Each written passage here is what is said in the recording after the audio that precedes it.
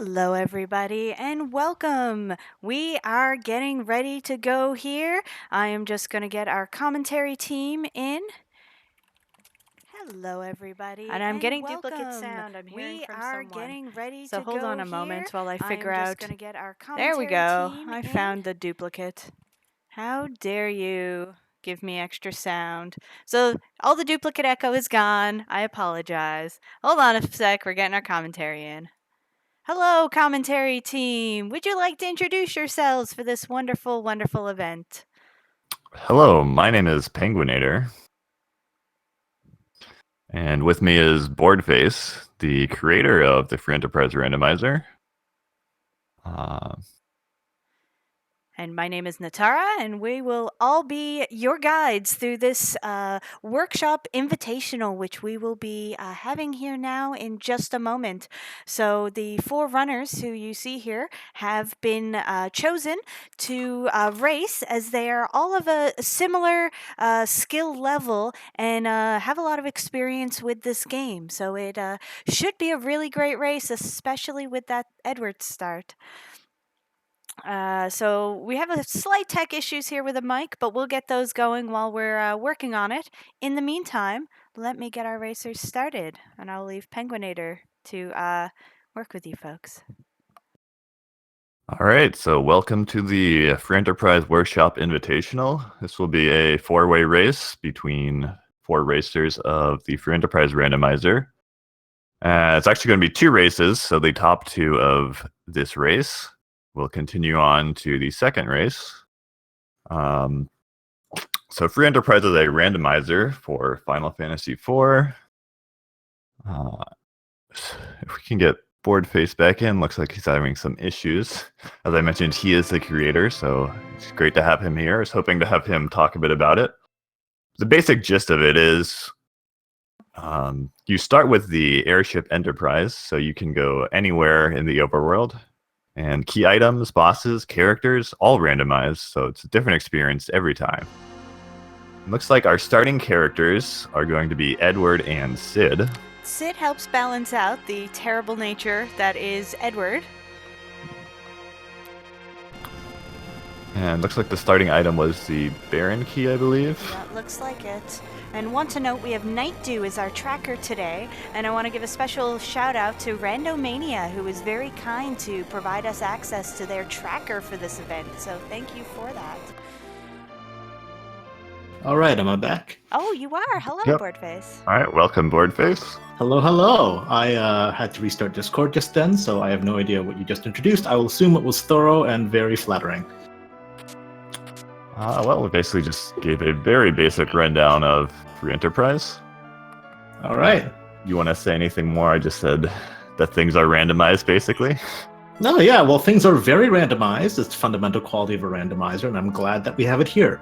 But more broadly, it is a open world non-linearizer, I think is the way I first described it when it came out. The basic idea is that instead of following Final Fantasy IV through its linear story path, you're given the Enterprise for free at the beginning of the game, hence the name Free Enterprise, and then you can just proceed to do the quests of the game in whatever order they are available to you. Now, that order may not be the same as it was in the original game, because when you randomize the game, the key items move around, so you might need to find the Baron Key in some strange far-off location to proceed to Baron Castle. You may need to find the Earth Crystal in some strange location to proceed to the Tower of Thought, and so on.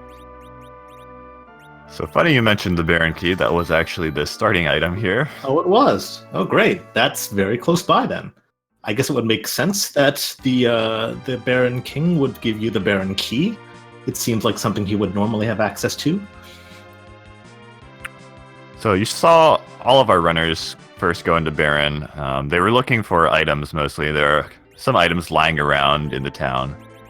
The flags we are using include no glitches, which means no item duping. So you do have to worry about money.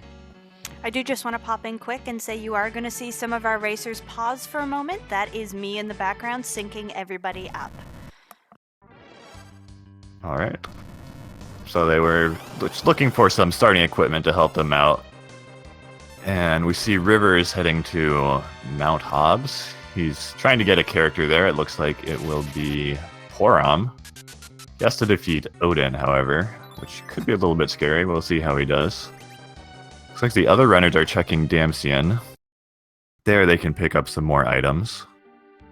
Because we are on the no free lunch flag, where there would normally be a character join at Damsian, when in vanilla you would get Edward. In this, you will not have access to that. None of the characters that you can get without fighting anything or using an item are available with that no free lunch flag. Yes, Jab Tomcat in chat. Bosses are scaled, so bosses are randomized. However, bosses' stats are scaled to match that of the boss that they replaced. So that Odin there was an Odin with the HP and attack and magic attack and all that of Mom Bomb, who usually appears in this position.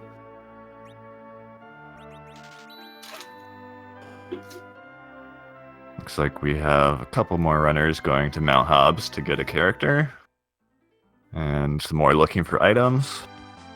Boardface, do you want to talk about some of the flags, perhaps? Maybe the J, the K, the T, Sure. yes.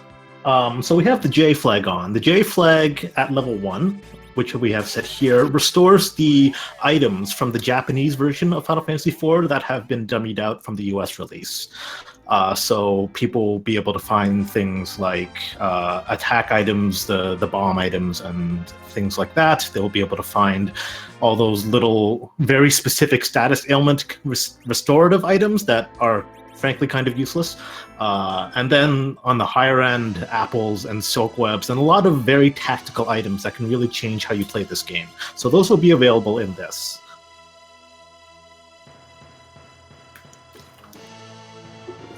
We are also playing with the K2 flag.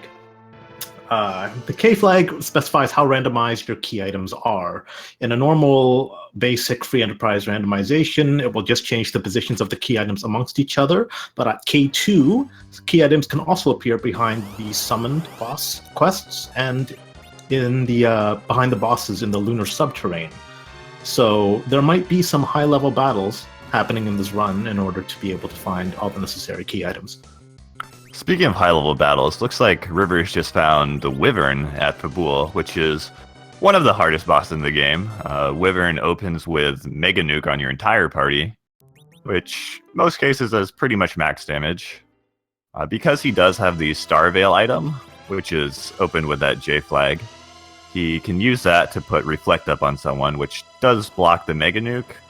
But that's only the start of the battle. Wyvern will then reflect nukes off itself, which bypass that wall. So the first time Rivers tried, he got Edward to survive, but I don't think Edward was able to finish off the Wyvern. So we'll see how he does the second time.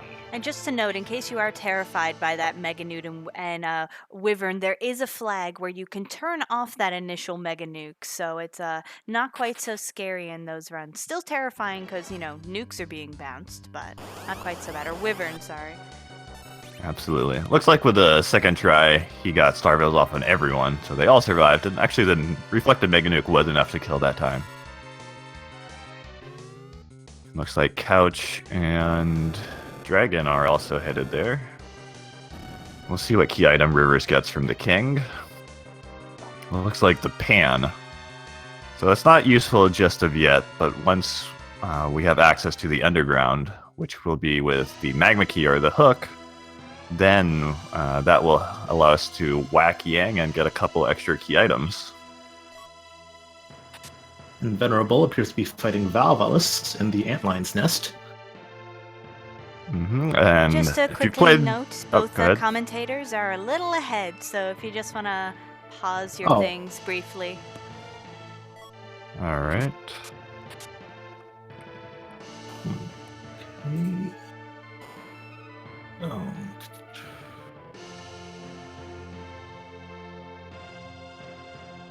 So that Valvalis fight, usually in vanilla, you would fight that with Kane. His jump knocks her out of Tornado. Of course, in some scenarios such as this one, in a randomizer, you don't have Kane. So it can be a little bit scary. Her defense and magic defense are increased, so your attacks will often miss. But it looks like at this spot, since the Antlion stats are not too high, it wasn't too bad.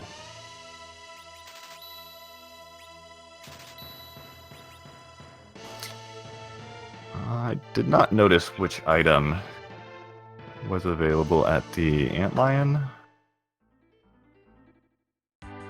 I missed that as well. Looks like it was the crystal. Well, that is fortunate. So the crystal is the one item that you absolutely need, because that is what turns the final boss into a form you can actually fight. So now that we have that, that's a bit of a relief. I'm seeing that Dragon is now fighting Wyvern, and again, just Edward surviving. Edward, the true hero.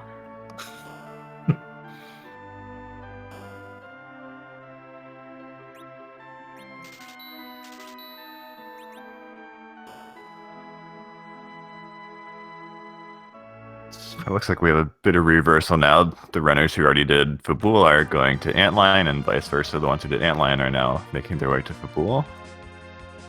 Is there a particular reason that someone would choose to do those in a certain order, or is it mostly just proximity to the airship? I guess the one thing is the items. There are more chests available in Antlion Cave. Sometimes you might prefer to do Antlion Cave later if you have exit, just because you can get out faster. Although here, I don't think that was really on the table. So I think it's mostly just preference or where they happen to be.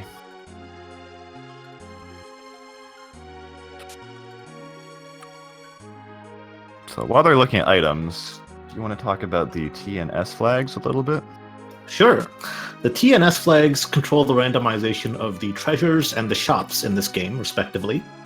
We are running with T3. T3 is a relaxed randomization of the treasures in the game. So, treasures can contain a wide variety of items. Every treasure chest has an equal chance of containing those certain items.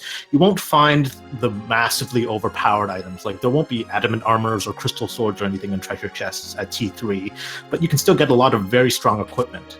And a chest in the Antlion Cave is as good as a chest on the moon in this. So people will be opening a lot of chests to try to find their gear to ramp up the party. S2, conversely, S level 2 is a balanced shops randomization. So you won't find as strong items, and they are actually weighted so that better items will be in harder to find shops. The overworld shops will contain sometimes a few good items, but mostly kind of low-level, mid-range stuff. And then once you get underground or to the moon, to those shops there, they will have better items.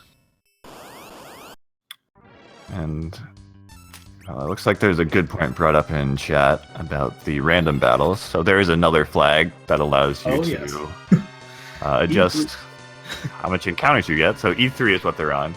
Yes. Do you want to explain it? Sure. E3 is one of the darling flags that, since it was introduced, E3 allows you to toggle random encounters in this game on or off. If you've ever played vanilla FF4, you'll know that sometimes there are just a boatload of random encounters thrown at your way as you're trying to get from point A to point B. And most of the time, honestly, especially if you watch speedrunners playing FF4, most battles are just things you run from. They're not that hard to run away from, and they're for the most part, unless you get ambushed or in a back attack, they're somewhat irrelevant. So just for convenience, E3 puts a toggle on the custom menu that allows you to turn encounters on and off at your will, just to make things a little bit more of a smoother experience. Alright, looks like Couch is breaking new ground, going up Mount Ordeals. There are going to be 3 bosses here. There will be 1 key item reward at the end. Of note, there is no character join here, where you would normally get Tella, again because of that no free lunch flag. Oh, it's a So Asura can be one of the harder bosses as well. She does heal herself, which can make things difficult. So currently, while the stats of the bosses are scaled, the spells and techniques they use are not. They may be stronger or weaker depending on the boss's magic power stat at that position, but Cure 4 is just Cure 4. So it looks like what Couch is doing is using those Star Veils to bounce a wall off of himself onto Asura, which means when she tries to heal herself, it ends up bouncing onto Couch's party and prevents her from healing. which is a very nice strat. On Riverside, it looks like he's going back to Baron to do the Baron in fight. It looked like it was Lunar Dragons as the second fight there, which can be a little challenging. It looks like he's going for a second try soon. And doing that will both get him a key item and get him another character. I'd like to note that we can blame Rivers for this randomization. He's the one who triggered the bot, who creates these flags.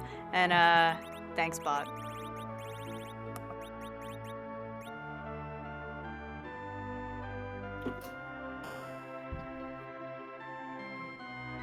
Looks like Rivers has decided to go all the way into the Waterway in Baron.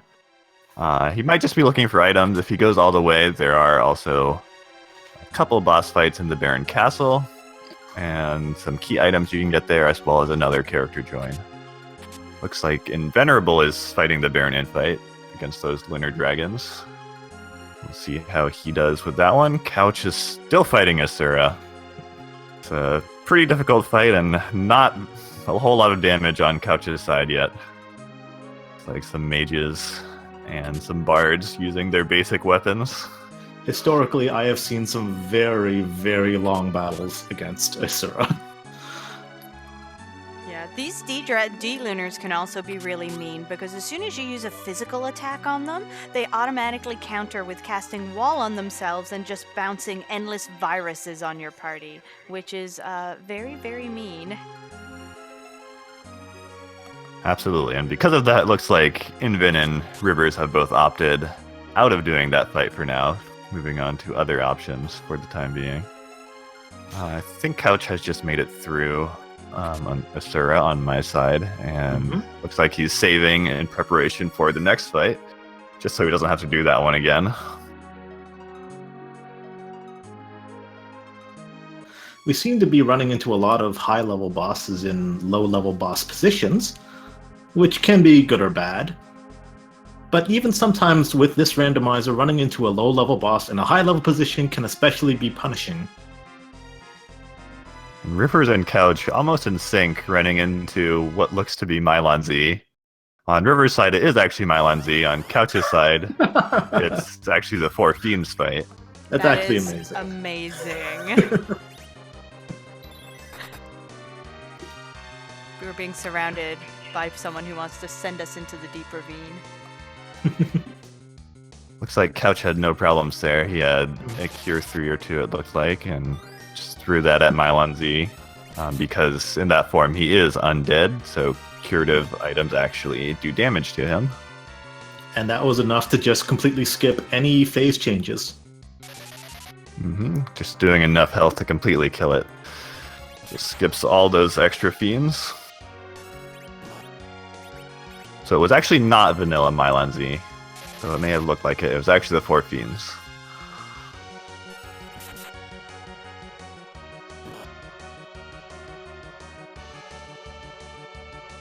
Looks like Invenerable is back to try to take on Wyvern.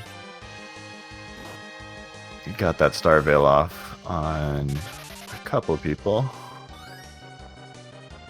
Alright, looks like Couch just found the hook.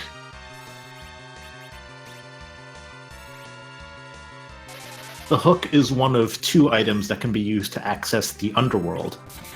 The other one is the magma key, and generally you want to find the magma key if you can, because that's a much easier way to get underground. You just go to Eggart and you drop it in a well. If you take the hook, then you need to do the slog through Eblin Cave, which will give you another party member, but then there are 2 bosses that you'll have to deal with that can be very, very strong and very punishing. And someone in chat just brought up Mist Dragon. Does someone want to explain why we would care about Mist Dragon specifically in this set of flags? Absolutely. So we have the N2 flag on. N stands for No Free Lunch, which is, I don't know where I came up with that name, but it just removes some of the freebies that you would normally get in a basic free enterprise seed. We've already talked before about how it prevents you from getting some of the free party members, such as on Mount Ordeals or in Damcian. The other thing it removes is the free key item you would normally get from visiting Edward in Teroia, which in Vanilla FF4 you would get the Twin Harp from him. with no free lunch on, he doesn't give you a free item. Instead, what you have to do is you have to find the Mist Dragon wherever it is in the world. Because bosses have been randomized, you don't know where it is. You have to find and defeat the Mist Dragon. This will cause the body of Rydia's mother to appear in mist, and then you get the key item from her instead. So that can really troll you if the Mist Dragon ends up somewhere, say, in the very last boss position in the Lunar Subterrane. Which happens. It actually happened in a seed. That was so mean it hurt.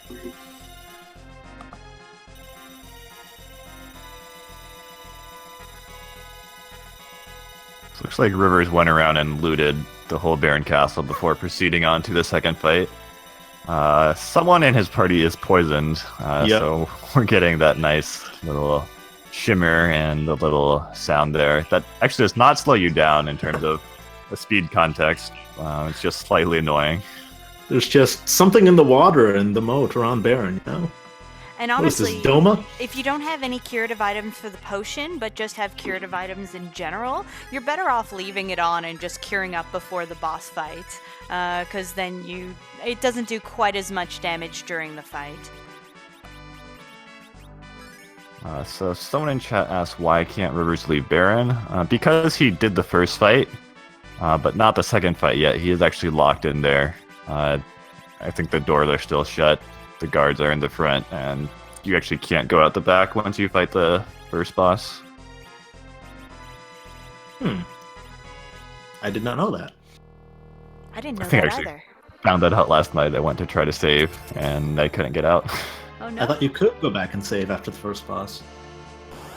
I should probably fix that. Or maybe don't. Leave people trapped in Baron. Ooh.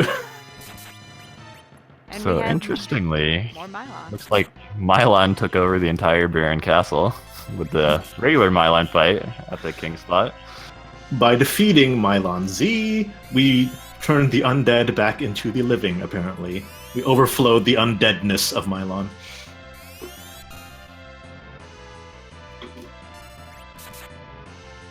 So this Mylon is not actually undead. His zombie henchmen are, but he himself is not vulnerable to cure.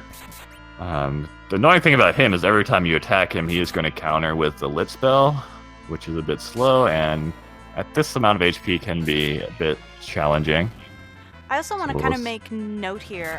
You mentioned earlier about one of the ways into the underground is using the hook and going through the Eblin Cave. Well, that's exactly what Couch is doing. So if it turns out that the item route actually is underground, he could be getting a bit of an advantage here over the rest of the runners by making this early play into the underground. But on the other hand, the bosses there to get down are quite difficult. Yeah. That's the King and Queen of Eblon and Rubicante spots there. But he is getting some payoff because he has found Fusoya. So that's... Fusoya is one of the better characters. He joins at level 50, which is much higher than everyone else, and he eventually gets access to all of the spells in the game. However, we are running with the F2 flag. The F flag is the Fusoya challenge flag. It's just a way to help balance out the fact that normally if you find Fusoya in the early game, because he's level 50 and he has a full assortment of spells, he's just incredibly powerful. So F2 is a version of the Fusoya challenge where Fusoya would normally start with, I believe, 400 HP instead of his usual 1900. And he only starts with a few of his spells. And then with every boss you defeat, he will relearn 3 spells and gain 100 more max HP. And this applies to bosses that you've defeated as well before you find Fusoya, so it's not like you have to find him and then go hunting. So, but I don't know how many bosses we are in. We will take a look shortly. Yeah, and the spells he gets back are randomized, so which 3 he gets each time could be anything. So you could very quickly have a lot of his very useful spells, or you could have to wait to get all of his spells back to have, the useful ones. It looks like he's got some good white spells at least. I saw a Cure 4 in that list, which is pretty strong. Looks like Couch did back out of that cave. I guess he was just going in there to power up a bit. get that character, and he also picked up some equipment there. I saw he grabbed the Rune Axe, which is actually the best weapon available to Sid, so that will help him out quite a bit in these other fights. On River's side, he got through the Mylon fight, and he picked up another character, Edge. And Edge is another very powerful character. He's very versatile. He can attack, he can throw items, he can even cast ninja magic if he needs to. Now we are playing with the C1 flag on. The C flag randomizes character positions, but what's specific to C1 is that because Edge and Fusoya are such strong early game characters, they are made a little bit harder to find. They won't be in your starting characters, and they won't be in any of the free positions, but there are no free positions here because we're playing with no free lunch on. So it's pretty fortunate that we've now seen both Edge and Fusoya and know where they are. So River's reward for clearing out that Barren Castle was the package, which lets him get another character by triggering the Mist cutscene. But unfortunately, it looks like it turned out to be yet another copy of Poram. So in fact, it doesn't actually get him anything. Yes, currently in this randomizer, if you find a duplicate character, unfortunately, you just don't get a bonus character. Nothing happens. So you mean I can't have two Porums and start casting Twin on people? I don't like it. I know, right? Well, I mean, at that point, I'd have to rename the command Triplet or whatever, and it wouldn't fit in the box, and But double Twin. Quadruplet magic. So we did just see Couch clear out that Baron infight. Now that he had Fusoya, he was able to cast Meteo. Easy peasy, cleared them out in one shot. Oh, Fusoya has Meteo too? Mm-hmm. So much for the Fusoya challenge. Oh. I guess Meteo's still somewhat slow. Yeah, I was going to say, once you get things like Nuke and Quake, you just don't use Meteo, because Meteo's just way too slow. Mm-hmm. It looks like Invenerable and Dragon both at the Mylon fight in Barren Castle now. I believe we have seen all locations possible so far in the overworld. So that would mean that we do need to use the hook in order to get underground and progress. And there isn't currently a command for the commentators, but we have Penguinator, Boardface, and myself, Netara, as your commentators today. We have Nightdew on the tracker. And if anyone wants to come and play this with us, we do actually have a Newbies Corner channel and so many guides and resources. We have folks who have joined us who have never played Final Fantasy IV casually, let alone speedrun it, and still have a lot of fun. So come and join us.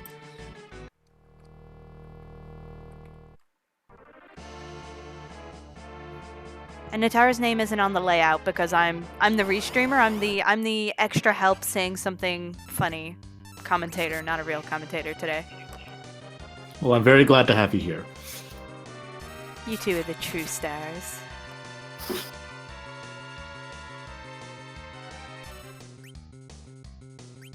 So Couch also making his way into Barren Castle. Fighting MylandZ should be no problem with Fusoya using that Cure 4 on him. And River is taking his turn on Mount Ordeals. After this, we should be more or less synced up with everyone heading to the underground via the Eblon Cave.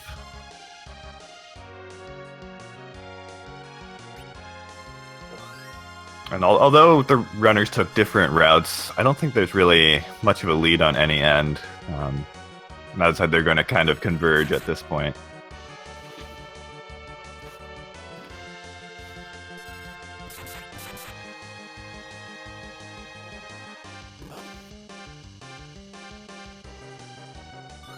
Looks like Couch is going to use Meteo again against Mylon. And at that spot, it should be enough to kill everything. It's about 4,000 health split between all of them. That's the usual Kenazo spot in the vanilla FF4.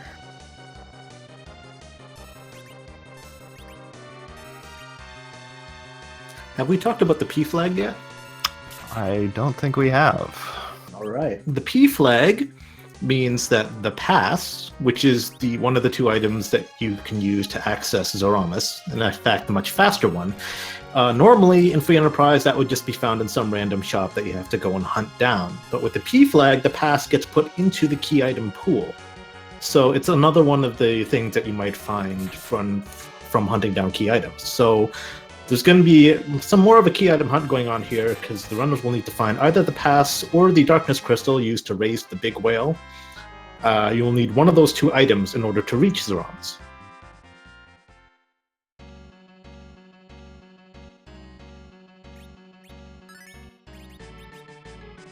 And did we talk about the K flag yet?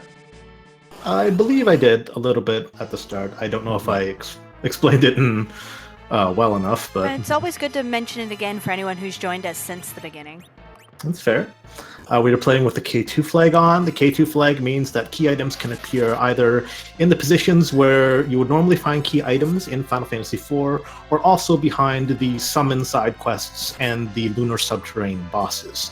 So there might be some high-level fights that need to happen in order for our players to find some of perhaps the key items they need.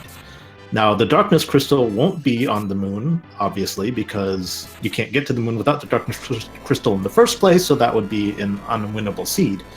But the pass might be there, and sometimes the pass is there, and that's just a little bit of a kick in the teeth. So because of that K2 flag, the runners actually could go fight the Odin spot for an attempt at another key item. Not sure if anyone will go for that. That's quite a bit harder than the other fights they've fought. It's a very difficult fight as well, and because we're on the no free lunch level 2 flag, that means that the bosses as well, there are no free bosses. So normally, you might get a freebie boss position, like the Water Hag that would usually appear to fight Edward in Kaipo. That boss, normally you just hit him once, Anna shows up, encourages you, then hit him a couple more times, and he just dies. In No Free Lunch 2, that doesn't happen. You don't get that shortcut to defeat Water Hag. You have to beat him down into the ground. And if he's in a rough spot, he can beat you down hard a lot too. Just like Dark Knight Cecil. Dark Knight Cecil at the wrong spot is literally as bad, if not worse, than like Wyvern.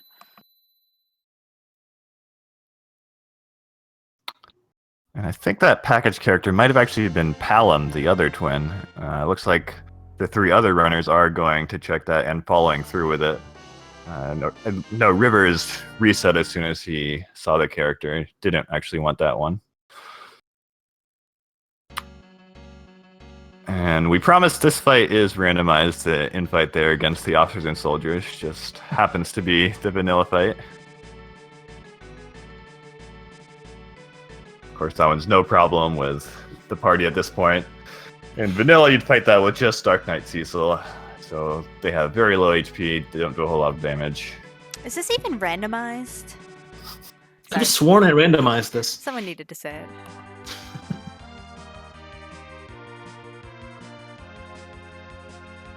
Now, defeating these, the officer and these soldiers does increase Fusoya's power a little bit as well, so there is some benefit to it.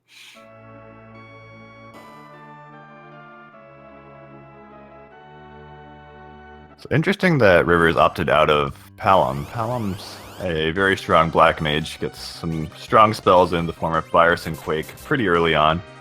And throughout the rest of the game, he's still very useful, eventually getting the ever-important nuke. So everyone just finishing out the overworld, and either they're going to go for the hook now, or go for the Odin spot. Looks like Couch got trapped inside the inn in Kaipo. Sometimes NPCs walk exactly where you don't want them to go, in those very narrow corridors. That one especially, I find. You don't go into a lot of these places when speedrunning this game in vanilla, but Kaipo is really bad just in general. Toroya is so mean in this randomizer.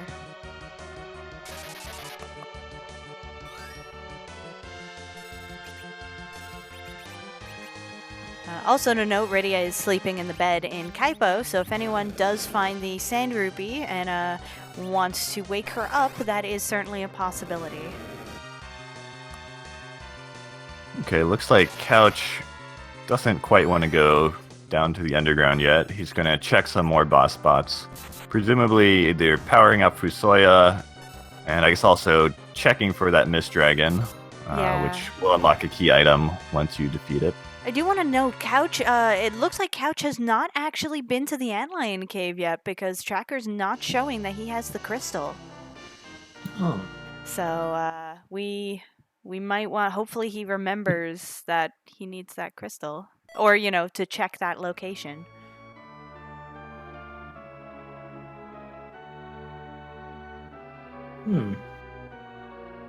So Couch just did a duck into the Mist Cave to see who the boss was there. I believe it was Evil Wall. But yes. We're set out of it because I'm not entirely sure. So I think he's just looking for the Mist Dragon at this point. I guess he's not too concerned with Fusoya's spells right now. True. His Fusoya does look pretty powerful at this point.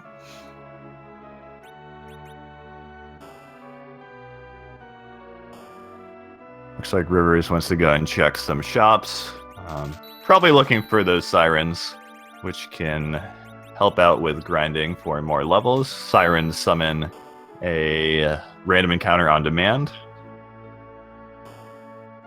And if used in the correct position, you can get some very easy fights with a lot of experience. Speaking of experience, we are playing with the X2 flag. This is a commonly used flag. Grinding in vanilla Final Fantasy IV is pretty rough. It can take a very long time. So what the X2 flag does is experience acceleration. This has the effect of experience is normally divided among your party in vanilla Final Fantasy IV. That doesn't happen here. Instead, each party member that is still alive at the end of the battle will receive the full amount of experience. So they get to share it. There is also an experience bonus for extremely low-level characters in your party to help if you find a late-game recruit that you want to bring and train up. It'll be a lot faster to bring them to par with the rest of your party. And there's also a double experience bonus that you will receive once you have found at least 10 key items.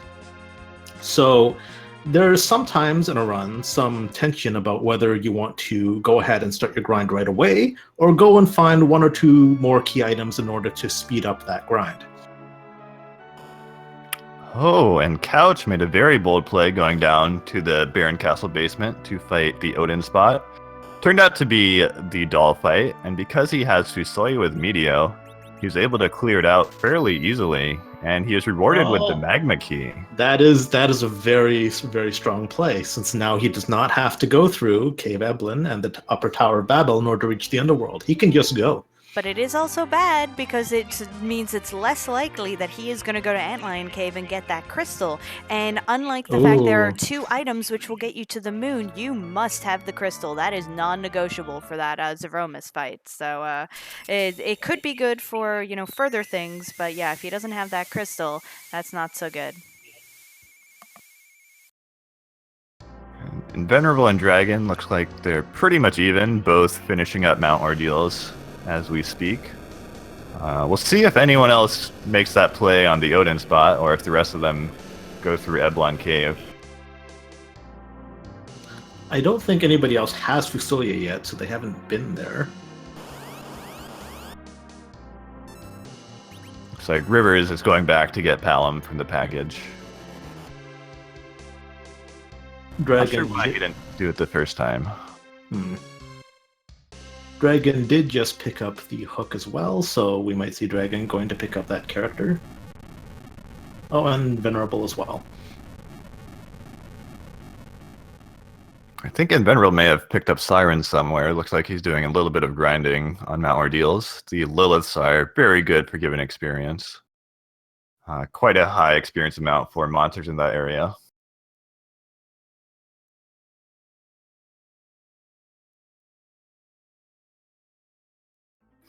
So Couch has made his way underground. He's going through the Sylph Cave. I believe he has picked up the pan already. Yes, he did. So once he hits Yang with that, that'll get him a total of 3 items. 1 from the Sylph, 1 from going back to Yang's wife, and 1 from turning in the pan at Yang's wife. So this is a very fruitful play. No bosses actually have to be fought, and you get 3 key items.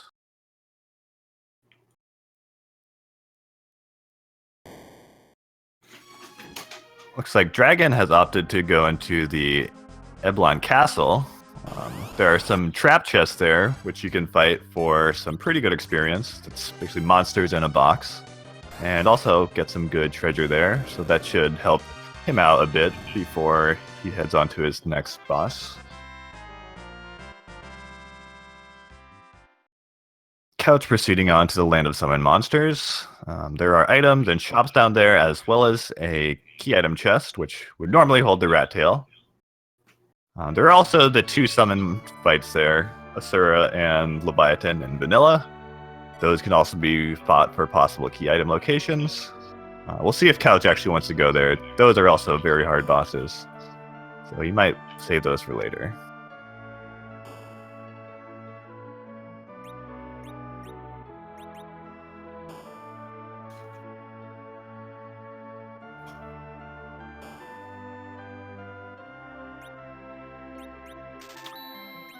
So I believe the item from the Sylphs was the rat tail.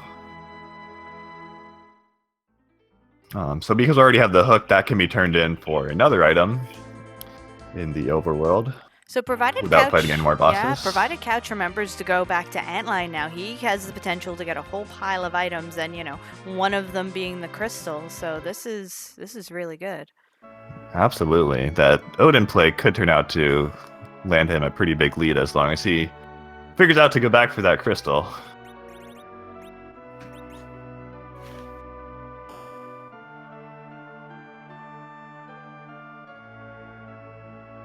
Alright, so Couch sees the bosses in the Land of Summon Monsters, decides not to fight them just yet, it looks like.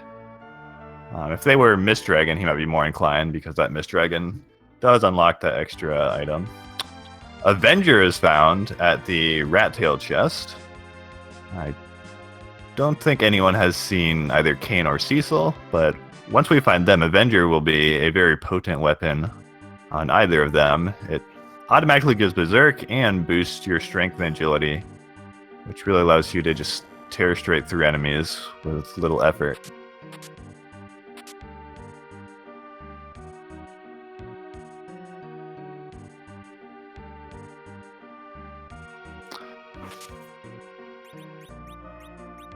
Looks like the other runners are just looking around in the various treasure rooms around the world, hoping to find some equipment to help them out in the coming fights. Yeah, because even though expect them to be a lot harder. Yeah, even though T3 is a level below the T4, so you're not going to get, again, the super amazing items, you're still going to get quite a lot of nice stuff, so it is really worth their while to be treasure hunting a bit while they're going, if they have to go to a location anyways, in order to get the chests there, because, as Penguin mentioned, if we can get some good stuff, that would be really helpful. Also, Bacchus is in whichever, it looks like, the Tamra item shop. So those give Berserk when used as an item, and will go through Wall if someone has Wall up, unlike the Berserk spell. So a very excellent item to have just in general, but especially for Zeromus. Looks like Couch heading back to turn in that rat tail. And looks like Rivers is taking the plunge into Eblon Cave, so he's going to have to go the long way, not going to find that magma key. Yeah, Couch did not actually pick up any Bacchuses, which is unfortunate. Ooh. And Darkness Crystal for turning in the rat tail. That will open up the moon, which means another character can join them at the Lunar Palace. Another shop there. Access to the Giant of Babel, which is one option for grinding. And also access to the moon, which has a number of bosses. The hardest boss in the game, but lots of potential key items to pick up there. As well as access to the final boss, Zeromus.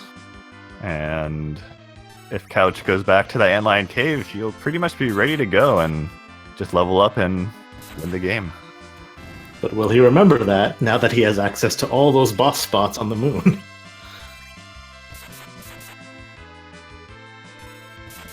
And from Yang's wife, looks like was Glass Helm, just a defensive helmet, as well as the Pink Tail, which will allow Couch to return to the Adamant Grotto, turn in the Pink Tail and get the Adamant Armor, which which is by far the best armor in the game, usable by pretty much any character and boosting all of your stats a very significant amount.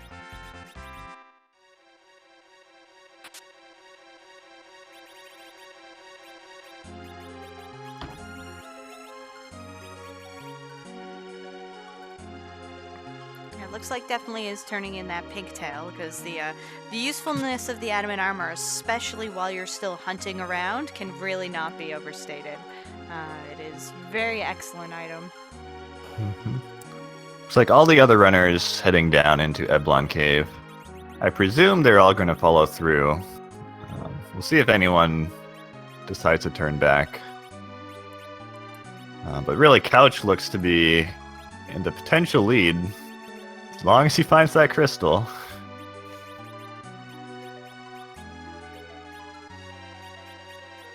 It honestly kind of looks like he's forgotten about the Antlion Cave. I really don't think he remembers the fact he has not been. With the vehemence, he's just avoiding it completely. I think it's also something you don't really want to go back there just for one key item. Once you have access to all these locations, which can grant you multiple key items in short distance. Absolutely. So Couch has decided to start grinding his characters up. So the strategy here is this little strip of land in the underworld. If you use a siren, then you're guaranteed to get this encounter against an egg. And it gives a very large amount of experience and will not actually attack you as long as you do not attack it first. And with either Coffin or a spell, you can kill it without any trouble. Yeah, hopefully he's not going to do his entire grind here, as he does have only 9 key items. He just needs 1 more key item, and he would be getting double the experience. Yeah, at that point, it definitely seems worth it to go back and get something. Especially since he doesn't have both of the key items he needs. But coming here now to get some levels is definitely an excellent strategy, because it really helps you move through the other areas much faster. I'm guessing he may be planning to head to the moon next and just getting some extra experience so that he can take on those bosses. Oh, this could end really badly for Couch if he just completely forgets all the way to the end of the moon to check the Antlion Cave.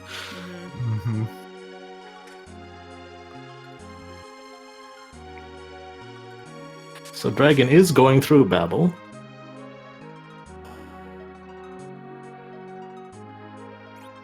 This is kind of an interesting way for those 2 underground access items to play out. Normally, with the low-level K flags, there's a guarantee that you will be able to reach the underworld without having to go through some of the most terrifying bosses. These are Golbez, Wyvern, and normally the boss in the Odin position. And that guarantee was technically fulfilled here because the hook was at Mount Ordeals. So there is a path to the underworld without going through Odin. However, had you gone through the Odin position, I should say, then you would get the much easier path to the underworld. Yeah, it looks like Couch has gone Dwarf Castle, so he was just getting some levels for that, where he has found Rubicante, which can be a little mean. So with this party, both Edge and Fusoya quite strong. Shouldn't have too much trouble here, and those extra levels will help him out a little bit. So for winning these fights, he'll be rewarded by a key item as well as a new character join, which we'll see in just a second. Yeah, and he hasn't leveled up so much that he would be unwilling to ditch one of his characters if someone better like Kane or whatnot showed up. Or just someone he wants more. I would guess only Poram or Sid would get traded out for someone better in those roles. Agreed. It's like Cecil, and Couch had absolutely no interest in Cecil. Okay, you're a little bit ahead again, just so you know. Try to I was like, Cecil? keep it back a little where? bit. I haven't seen Cecil. So everybody is going through Upper Babel to reach the underworld. And the bonus about going this way is you are rewarded with an airship as soon as you get underground in this path, which means it makes the magma key completely useless at that point.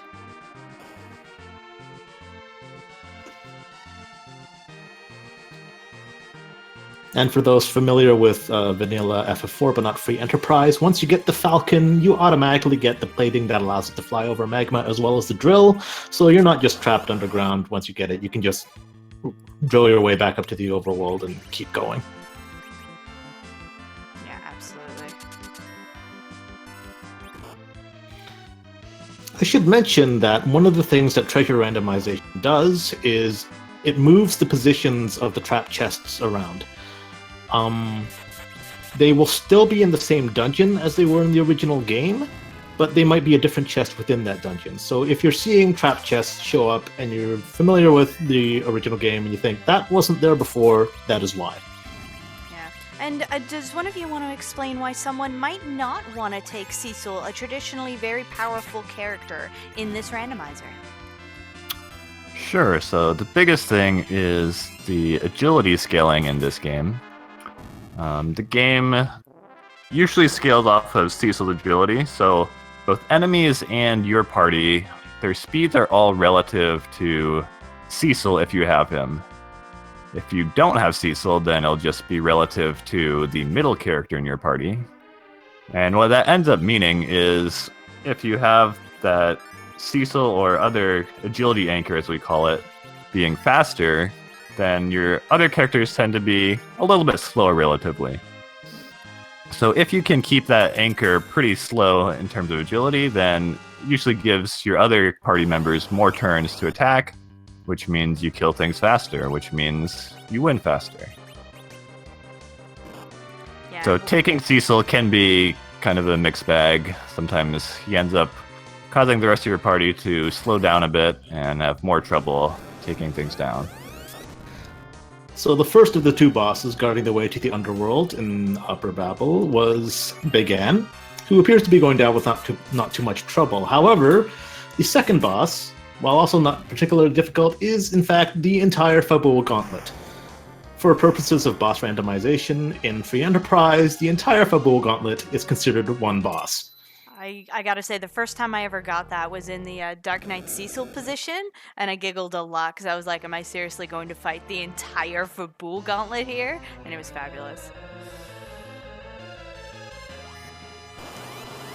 Yeah, so fighting that Fabul Gauntlet here is not too scary, but it's a little bit unfortunate because it takes quite a while just to clear all those fights instead of just one boss.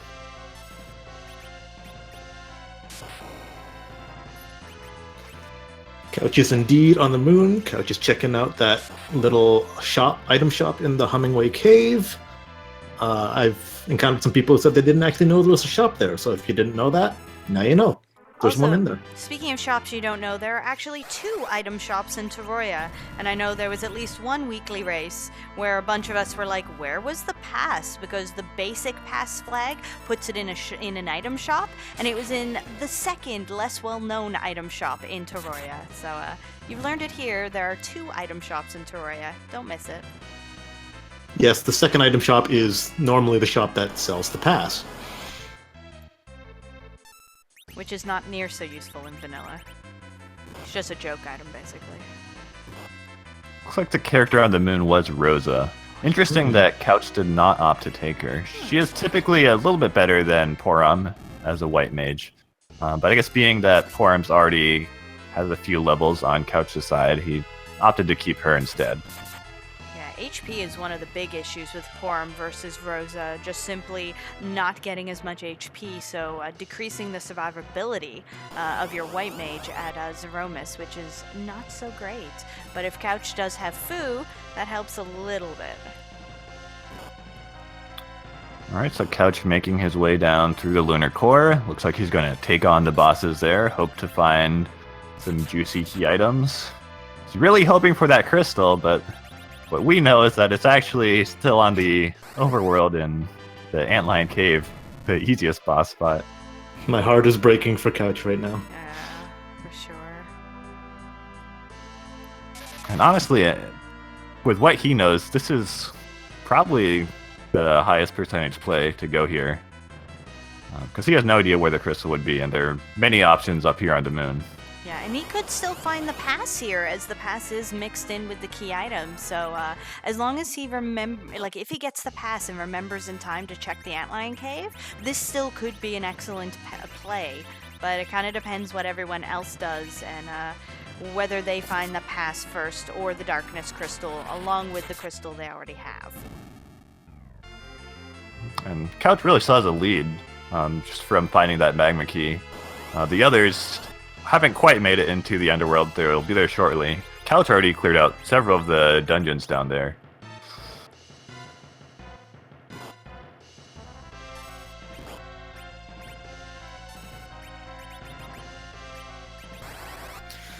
Now, with encounters toggleable, is the pass... How much faster is the pass than walking the path? I don't know that we've ever timed it. It's a few minutes faster. I guess if you're already on the moon, then it's still a couple minutes faster if you exit out, I believe. Yeah. A lot of it comes down to, as well, the cutscene takes a while to summon the lunar whale, and then, it is quite a windy path to get down. Even with encounters off, just navigating all of those passageways to get there. Even being able to land on the moon surface right in front of the lunar palace now. I guess where it really comes into play is if you end up having to reset on DragonMZ, if you end up dying to him, then the moon saves are pretty far from the actual final boss location, so having to do that walk multiple times really costs you if you don't have the pass. Oh, so he just fought the first boss and is curing. Since you have to go so close to the beginning, I would say that's definitely a good play. We'll see if he goes back in. Probably so. So just to give you an idea of how much time the Fabu Gauntlet takes to go through, our runners are now through the Fabu Gauntlet. And Invenerable's doing the Sylph Cave play, again with the pan, is a very good play. Where was it that Couch found the Darkness Crystal? I believe the Darkness Crystal was the exchange for the rat tail in the Adamant Grotto. So this is the correct play.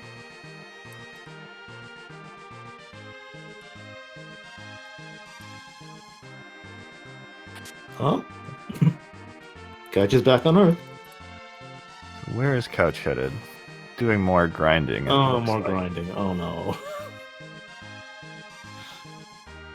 Well, he does have to do this sooner or later. Yeah, so it's not wasted. No, absolutely. But unfortunately, it's likely... We just have to keep hoping he remembers that there's stuff on the main world that he hasn't checked while doing this grind. But that does not seem likely, unfortunately. What was the item he picked up from the moon boss?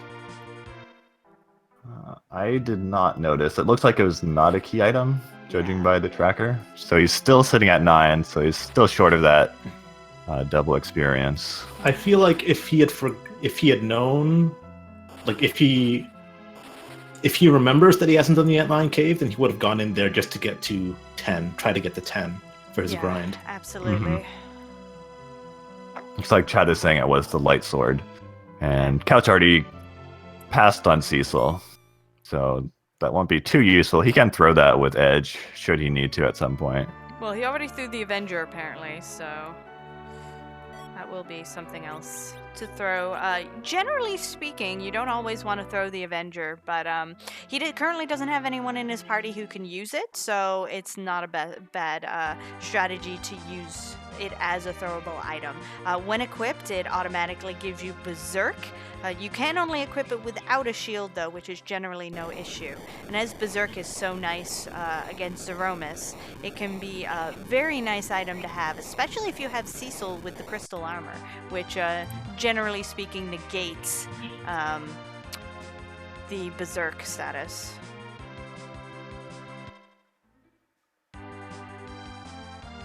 So it looks like Rivers and Inven going back to the overworld, turn in those tails, talk to Yang's wife, get all those key items. And looks like Dragon will be doing the same shortly, just wrapping up with Yang in the underworld. Inven is officially in go mode. also probably going to do their grind. If I were in Ven, I would not continue hunting. 10 items or no, unless you're like 1 item off, I would just head straight to my grind and get ready to and get the items I need and then go to the moon. But again, if I was just 1 key item off, I'd go. If there were somewhere easy I could get a key item, I would do that. Of course, with K2, it's a little tricky because you don't know which spots actually have a key item versus just treasure. Exactly. Be interesting to see where Inven and presumably Rivers, who will also be getting the crystal shortly, see where they end up grinding, because they have access to the moon, the giant, the underground spot. Has anyone else found sirens? That is an excellent question. Unsure. I did not notice where Dragon they were. does for sure, because I see them in his inventory, in their inventory currently. Mm-hmm.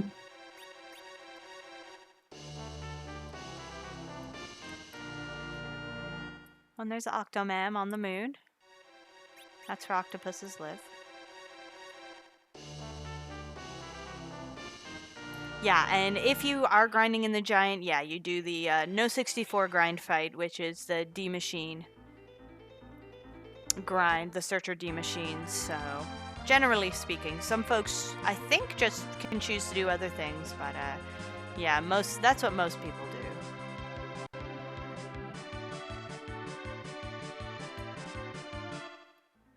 Looks like Dragon stopped to pick up some more Bacchus wines in the shop in Tamra. Those are very useful for pretty much any boss, as long as they're vulnerable to physical attacks. And Couch continuing searching on the moon.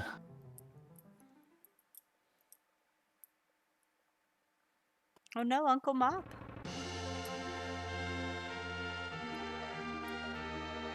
I always love seeing Octomam wherever it shows up.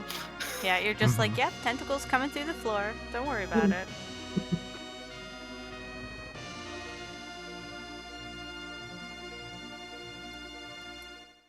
Yeah, one of the reasons Couch might have for just skipping the Antlion Cave, if it truly is a choice and not forgetting, is because where this is K2, if you're not guaranteed to get a key item, so it could just be a case of running through that cave to get a nonsense item, or generally speaking a good item but not a key item.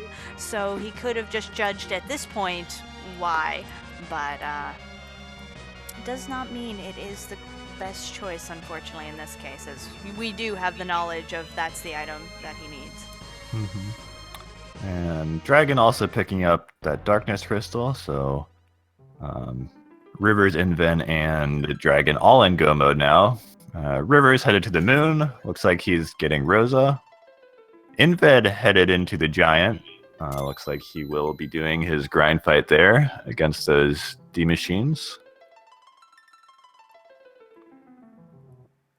Yeah, there's a lot of different spots where you can go in order to grind, depending on what's available to you. And sometimes it's purely runner's choice, and sometimes you kind of have to be like, now what is available to me at this point? Because sometimes when you're ready to grind, there's very little available, so it can be a bit of a struggle that way. So River is headed down to the moon. Doesn't really need key items, but I guess he just wants to fight here, get some experience, maybe find something useful, maybe get to those 10 key items for the experience bonus.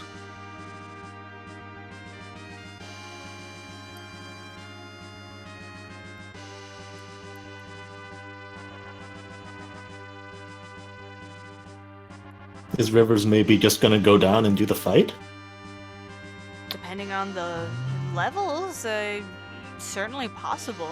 Rivers is a very experienced runner, both for Final Fantasy IV and Free Enterprise, so if anyone is going to go with lower levels, he would be one of those folks. I just don't know what his levels are like right now.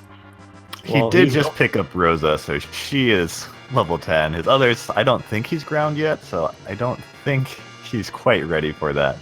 But we'll see. Yeah, it's interesting to see what he's going to be doing here. He's not stopping for any fights. No? He's not stopping for any boxes. No? Guessing he'll go to the fights by the save point, being that there are 2 Really 3 item spots there, 2 behind 1 boss. Right. And then, obviously, being near a save point is better for if you need to give another shot. Mm-hmm. Yeah, so we're almost at level 10, Rosa. Let's do it. Yeah, coming in here, so... Couch is whittling down that water hag we mentioned before. So as soon as Rivers saw the CPU, he reset. I guess that's one fight he doesn't want to take right now. No, that's fair. Whoever wants to fight CPU, let's be real. Looks like Invenerable has found his grind fight. So once he clears out these beamers, the Searcher will repeatedly summon a D machine, which yields a lot of health. By using Weak with Fusoya on the D machine, then he can easily finish off the monster in one hit. Weak lowers it to single-digit health. And if he had a chance with his other characters, he can throw a life potion as the monster is dying, which actually doubles the experience you get. Essentially revives it and then it instantly dies. A little bit of a glitch that's in the vanilla game. So that's one way to get experience even faster. And this is a fight that's done more or less in this style in the vanilla No 64 speedrun. Yeah, and it looks like DragonMZ is also going for the grind fight with the giant. So just summoning the giant now.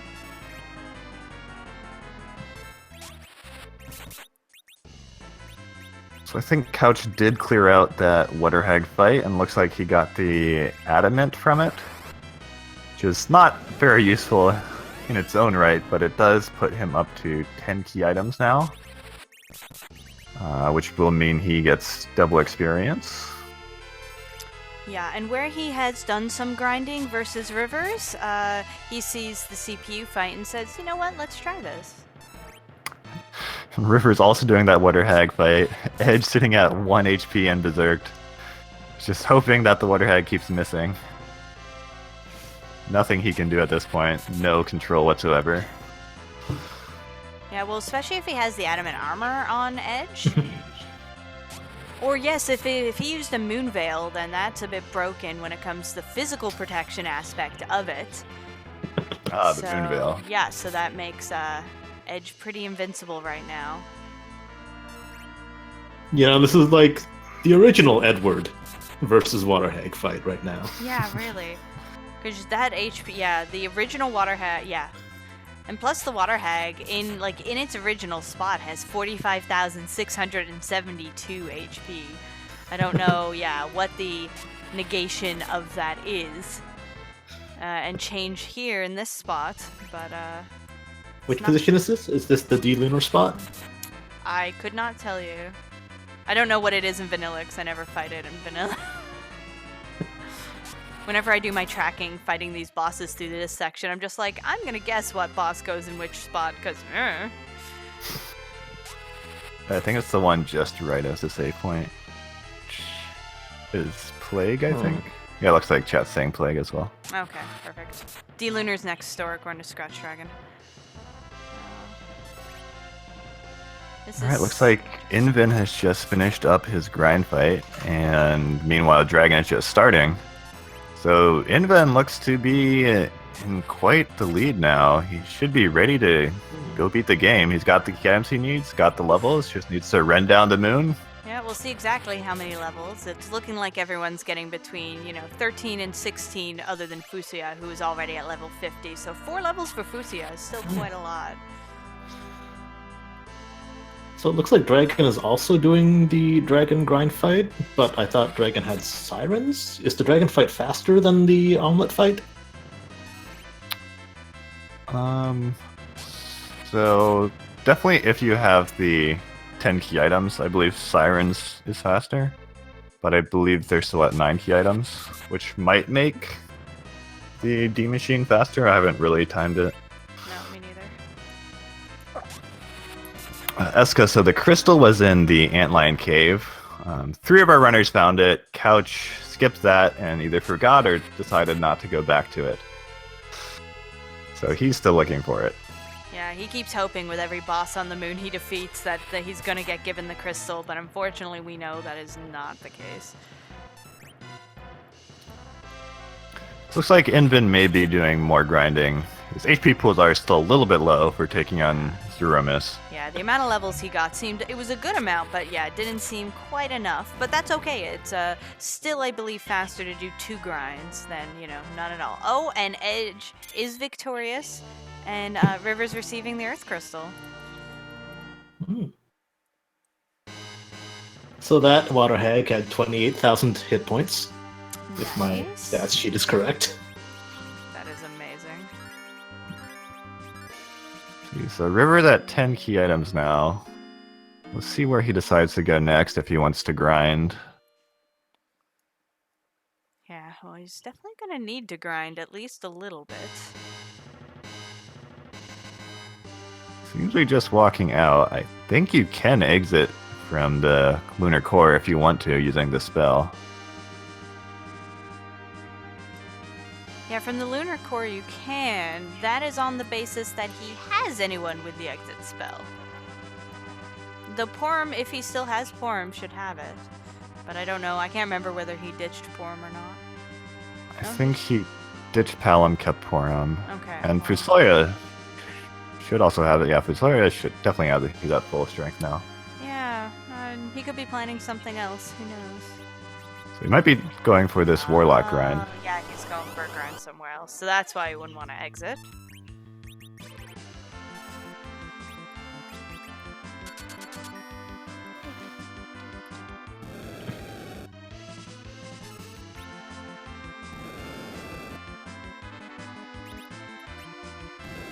The Couch continuing to take on those moon bosses, fighting the CPU now. This is at the D-Lunar spot, which gives 2 items. Let's see if Couch actually gets anything he can use.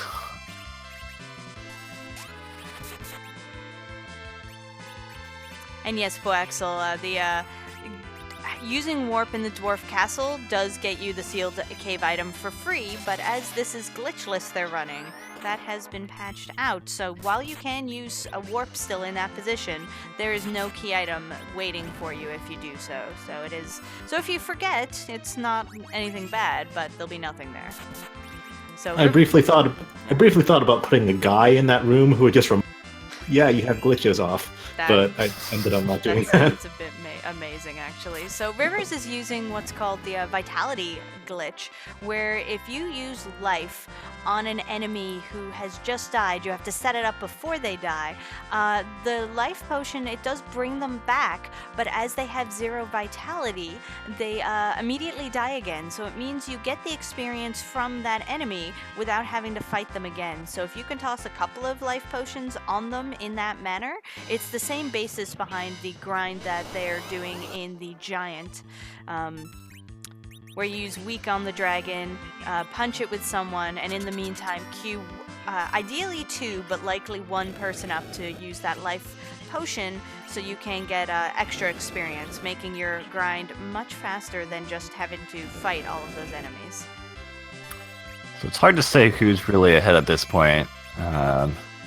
Rivers started grinding a little bit later than the others, but he does have those 10 key items to get double experience, and he's going for a different strategy for grinding. So we'll see if he ends up catching up here. Yeah, and he is on the moon really close to Zeromus, so when he is ready, he can just run there as he's done most of the, a lot of the walking already. So that will certainly help a bit. It's going to be curious to see. Like you say, it's all very close at this moment. So Dragon looks like he finished up grinding. Looks like 46 on most of his characters in terms of level, which is a little low and for my standards, but definitely doable to defeat Zeromus. So we'll see if he opts for more grinding or not. I think I've seen people defeat Zeromus with folks as low as early 40s. I certainly wouldn't. If mine are not in the 50s, I'm like, nope. But definitely doable depending on the runner. Oh, he's doing the guaranteed grind fight right now, which is why he saved and then reset. But in order to do that, you do have to Or he's looking for a close one, maybe? Or, yeah, he didn't make sure his encounters were back on. So I've definitely done that while looking for the fight. It's like I'm counting steps, and it's like, why am I not getting encounters? Uh-oh, wait.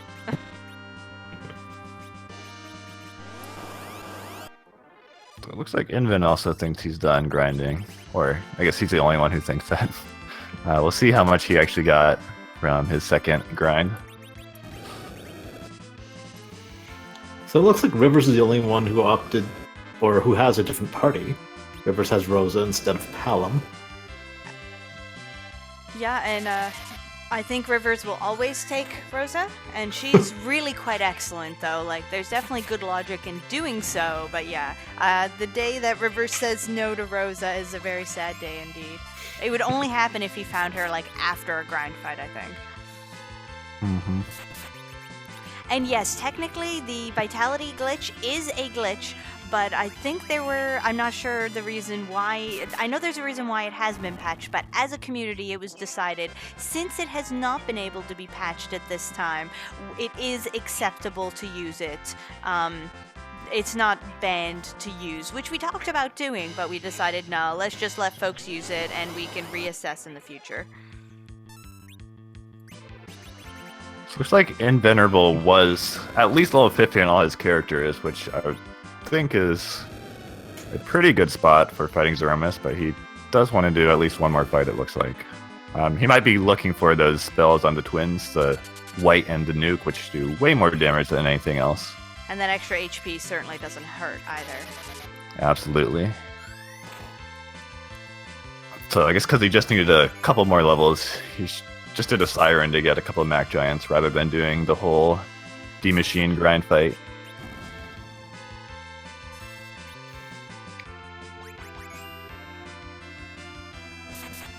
So in the Zeromus fight, will it be meaningfully different to have Rosa instead of Palom there? Like, how does it play out differently? Well, you definitely need a white mage, but being that they have Porom, that role's already covered. Rosa's a little bit safer than Porom in that Rosa has a lot more HP, which means she can survive Big Bang more reliably.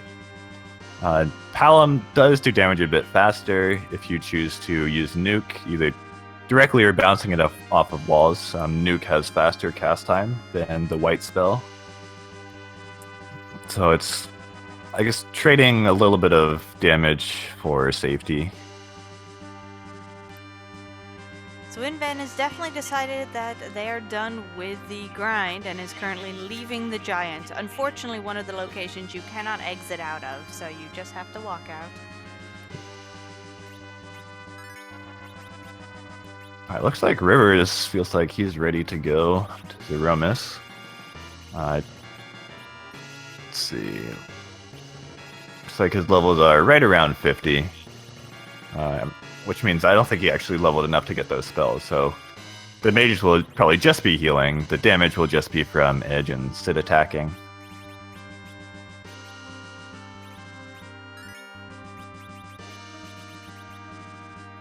So with that many white mages, he can definitely do some spell bouncing pretty reliably. Well, since we have an imminent Zeromus fight, I guess it's time to talk about the Z flag. What? There's another flag? There is! There's this amazing flag just kind of hiding at the end of the flag string, just waiting to make itself known. The Z flag is an incredibly silly flag that changes nothing about the gameplay of Free Enterprise. All it does is change Zeromus's sprite to something random. From not necessarily Final Fantasy IV, from like whatever I put in the bank and don't tell anyone about. Yeah, because let me tell you, nobody has this list other than Board and maybe Rivers, but it is a secret to everyone, and we find out what the different images are just by running seeds and someone being like, oh my goodness, I got so-and-so for Zeromus. And it's just, I think, a nice little way to add a little bit of last bit random reward, because you're always going to fight Zeromus. It's always going to happen. So, in order to make it a little bit slightly fresh each time you play through a seed, just a little something there. So Rivers and Inven both ready to go fight Zeromus. Rivers with a bit of a lead, getting to the boss right as Invin's starting to walk down. So it's a couple of minutes head start for Rivers. Alright, Couch is exiting from the lunar subterranean. I wonder if he has gone all the way down.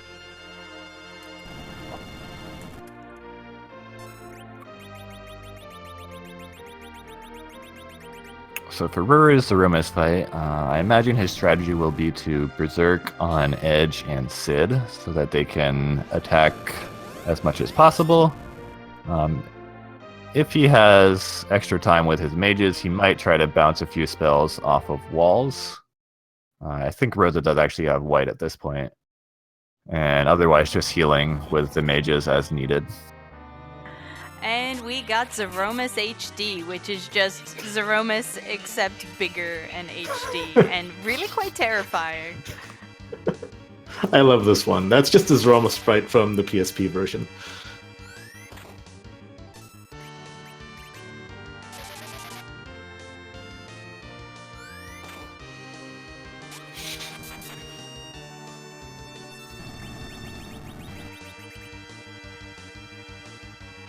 So River's opting to use a Silk Web on Zeromus. That Silk Web item is one of the Japanese items. Does slow the enemy down, and it also triggers a nuke counter on Zeromus specifically. And while that seems bad that he uses nuke on you, that actually messes with his battle script so that his next Big Bang will be nerfed. It'll do less damage than it normally would, which will help his party members, especially Porum, survive the Big Bang. Oh. Couch is going down into the sealed cave. Oh no. My heart is breaking. No one likes the sealed cave. Like, literally nobody. It's the worst. Mm-hmm. At this point, you would never want to do this before Antlion Cave. It's a lot longer of a walk and a harder boss. Yeah, there's no way he hasn't just forgotten about Antlion. Yeah. He must be convinced he's already done it. Which makes sense. It's just such an early boss. There are times when there are a couple spots, early spots, that you can just plumb forget about. Absolutely. Once I had to do some seed inspection to find out for someone that they had missed Baron Inn, because Baron Inn, usually sometimes you go in and you look and see what character's there, you decide you don't want the character, so you leave and you don't think about it again, and then you just forget that there's also an item there. Yeah, absolutely.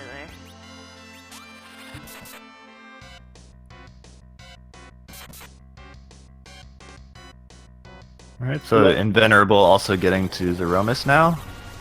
Similar strategy for him. Will be Berserking, Sid, and Edge. But being that he has Palom, I expect more spells to be bounced. That nuke spell bounced off of a wall. Bouncing off the wall avoids Zeromus using any counter, so it makes it a little bit safer.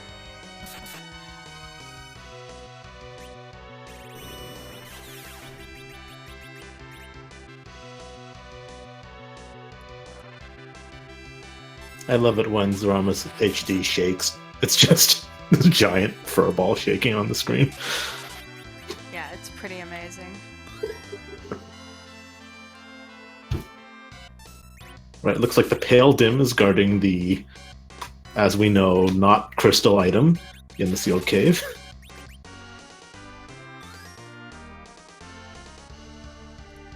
Pale Dim's not especially dangerous of a boss, I think. I don't know if this particular position has a lot of speed, but Pale Dim is basically Pale Dim absorbs all the elemental damage, and that's basically it. Casts slow a lot.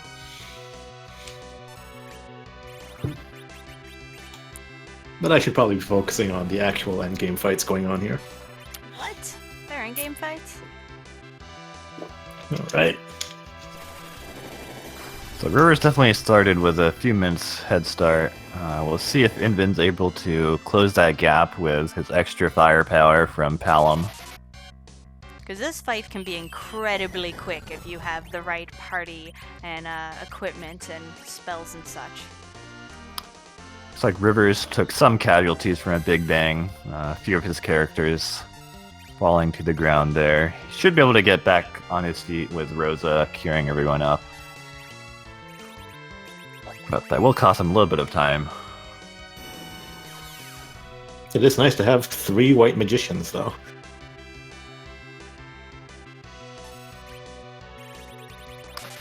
Looks like Rivers has been popping those Star Veils to get wall up, just to try to work in a few spells when he has a chance.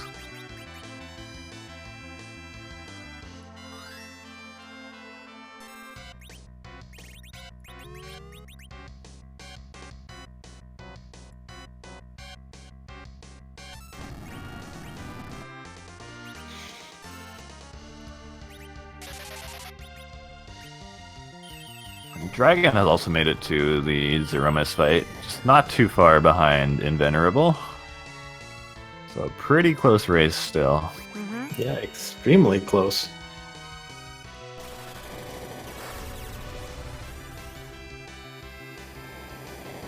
I'm always kind of a little bit astounded when a randomized race ends up being really, really close. Mm-hmm. I just expect that, people will, just through virtue of everything being random, end up on paths, but we have some very strong competitive players here. Yeah, and that's the thing about randomizer. You can just get caught up, and depending on what you do, it can change. But we do have our very first winner, and it is Riversmccown with a final official SRL time of 1 hour, 23 minutes, and 45 seconds. GG Rivers. Congrats to Rivers. There will be a second race after this one, and Rivers will be advancing to that. Yeah. We'll see who managed to take second, and we'll join him in the second race. At the very least, Couch is going to get a little bit of music to soothe Absolutely. the struggle. So what we're going to do is let me just swap the music over here. Let's listen to the music that Couch is sending us. Edward's been working on his harp. That's what he does. Yeah.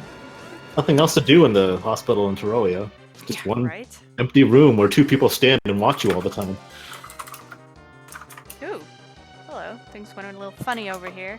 Oh, I know why things went funny. Haha. I apologize. We're fixing things. For some reason, things got a little shifted around, and I'm going to fix them while we talk.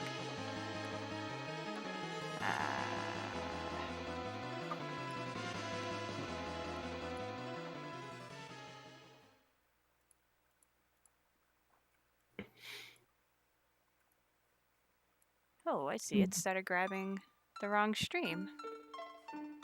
Interesting. Oh, I know why. Oh, this is a good one.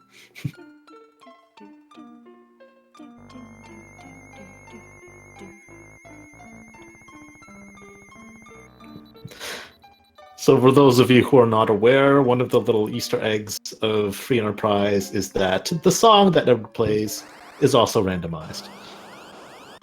It will always sound kind of like a little bit of a harpy tune, but who knows? Every time you play, you get something a little bit different.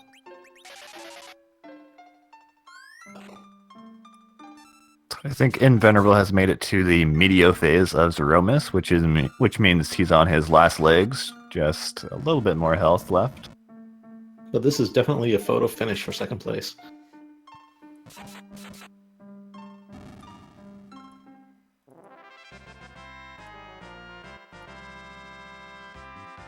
Oh. Cancel.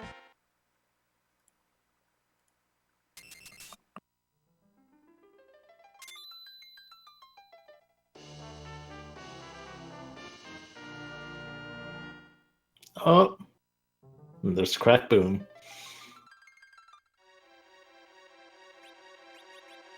But GG to Invenerable, so he will also be advancing to the second race, and it will be him against Rivers.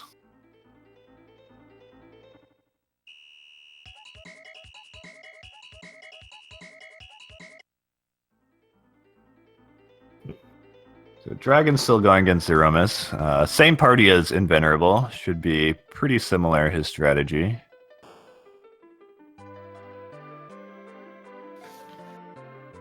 And unfortunately, Couch still on the Wild Goose Chase to end all Wild Goose Chases. Mm-hmm. Let's see at what point he notices or realizes that he skipped Antlion Cave.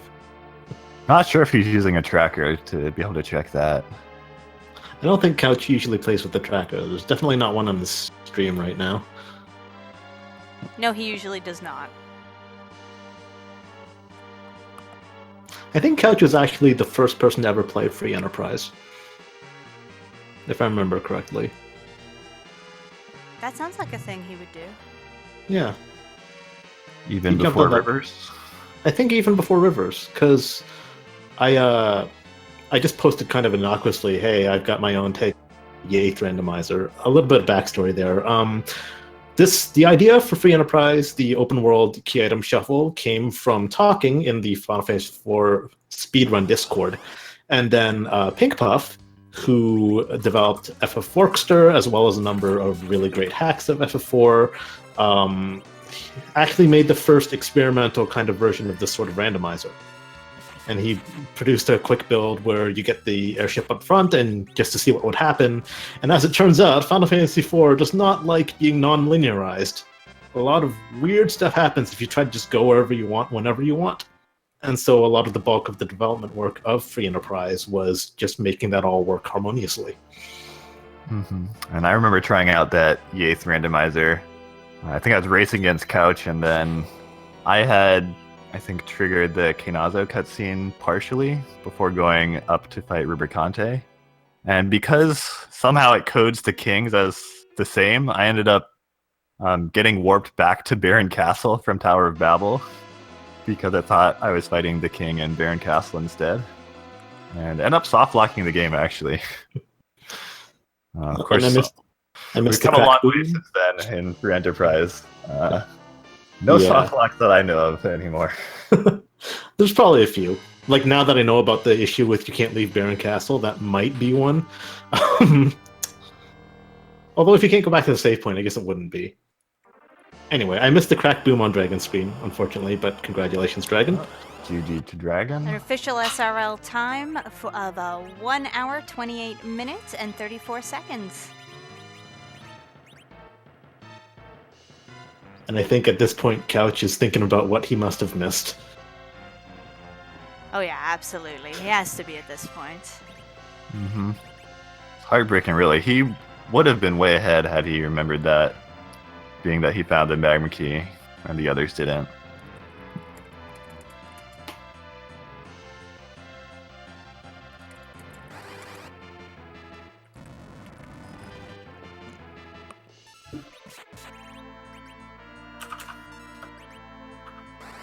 It's just kind of amazing, I think, how this race went. The fact that Couch could have found such a strong shortcut in the early game, but because he missed that first step at the beginning, it just all fell apart. Mm-hmm.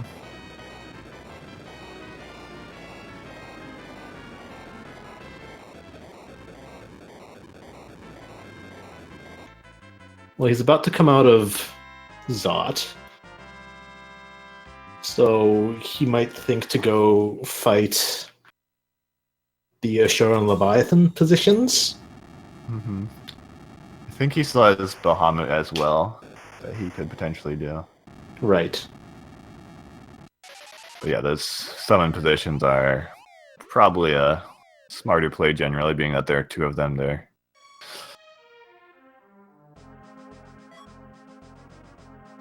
I'm not sure if he's gone to the Tower of Babel either. Lower Babel. Oh, right. I don't think anybody's done that. And I just want to pop in and let everyone know Couch has officially forfeit from the race. So congratulations to everyone who did run. Unfortunately, just with the way randomizers work, sometimes you take the wrong path, and that is what happened here. But that was an amazing showing by absolutely everyone. So thank you so much for that. We're going to go to a quick break here, and then we have an announcement between now and our next race, which should be coming up shortly. So do chill with us and relax. while we get that all set up. So thanks again to both Penguinator, Board, and Nightdew for handling commentary and the tracking. Nightdew and Penguinator will be carrying on with us, and AlexaLeFay will be joining us as the next commentator for the next race. So hopefully see everyone soon and stick around. Shouldn't be too long before the announcement, and even just a slight bit more time past that for our for the next round.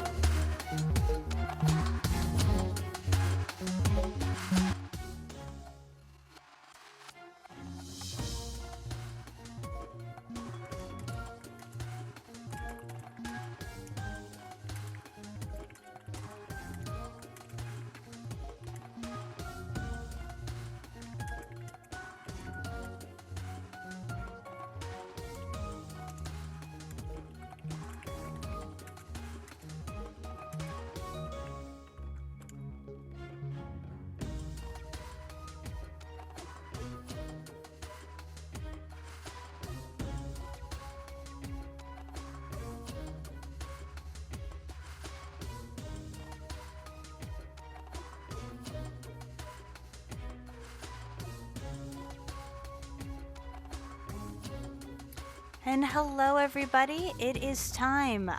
Joining me right now is Riversmccown, one of the two main folks working on this randomizer, along with Boardface, with a very special announcement. Hey everybody, Rivers here. It's been a wild 5 months since we first put out this randomizer. It's taken way more of my life up than I ever thought it would, but it's been an amazing time. I'm so glad to see so much support for it.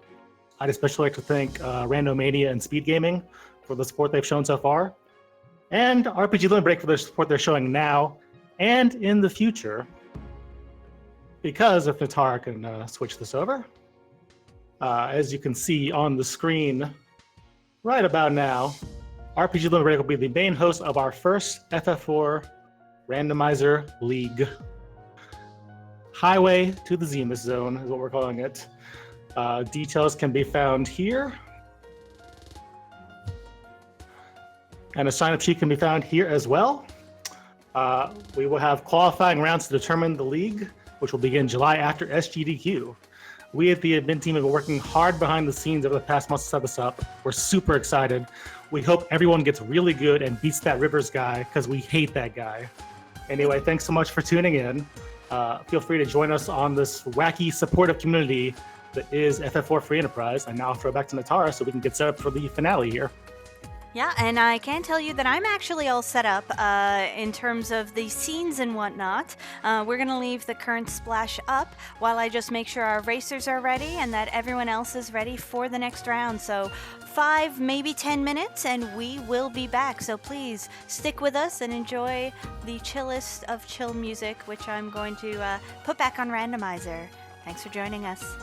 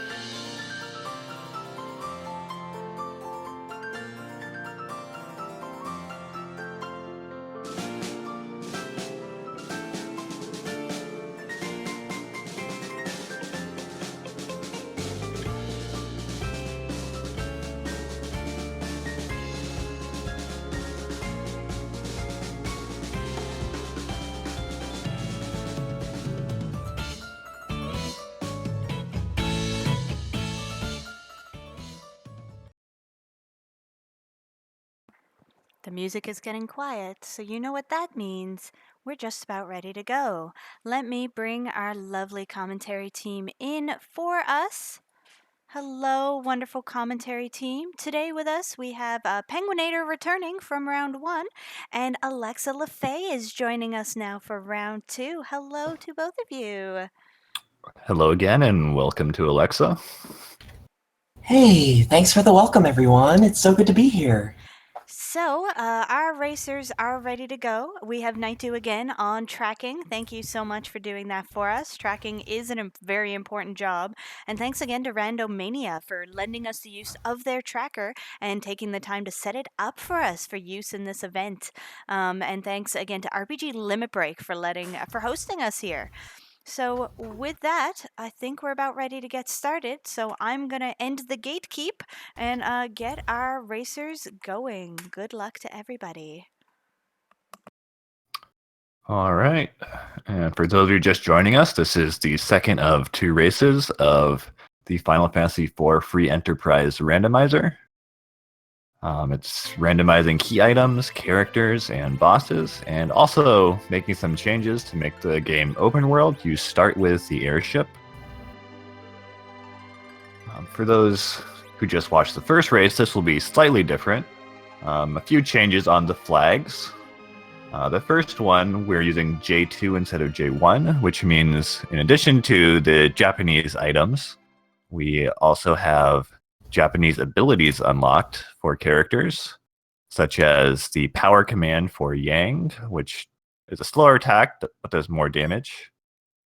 And we also have the bluff command for Palom, which is actually super relevant because our runners both have those.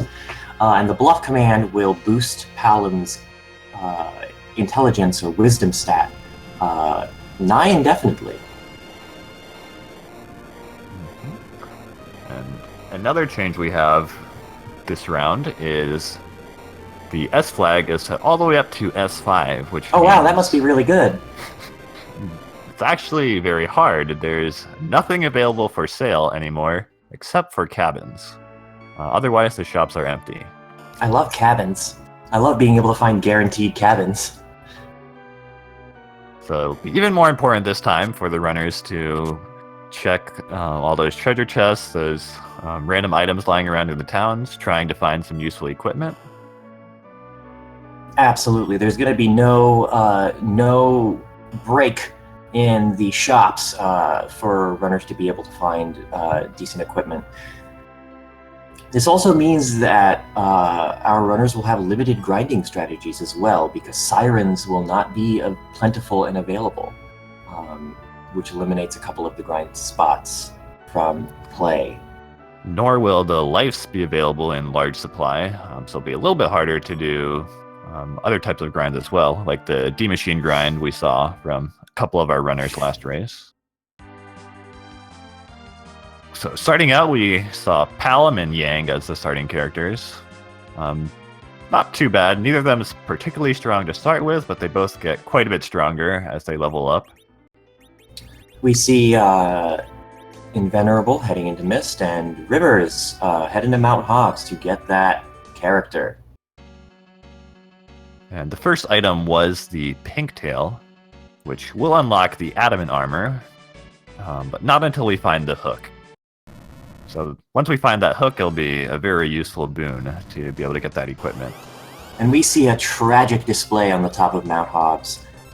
Monk fighting Monk, sneezing all over the place. This is just difficult to watch.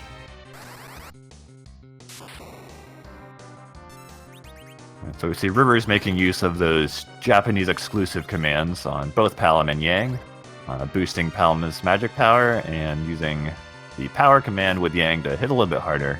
Hit himself, really, in this case. Meanwhile, Invenerable looks to be checking around for some more items, hoping for some more equipment to help him out, or maybe some consumable items that'll help him through the first few fights. Absolutely, some of the higher level battle items would be very useful here.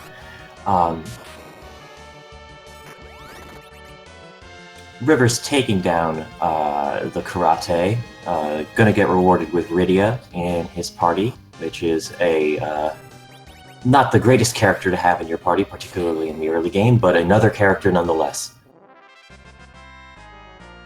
So monk slaying monk, is that monkicide? Something like that? I'll say one thing, it's definitely the future that Fabul did not want. Absolutely. And now we see Rivers looting the rest of Mount Hobbs, a few treasure chests here which could pay off, and we see a dragon whip which does incredible damage against dragon-type enemies, of which there are more than a few bosses, and Rydia can equip, which is very nice.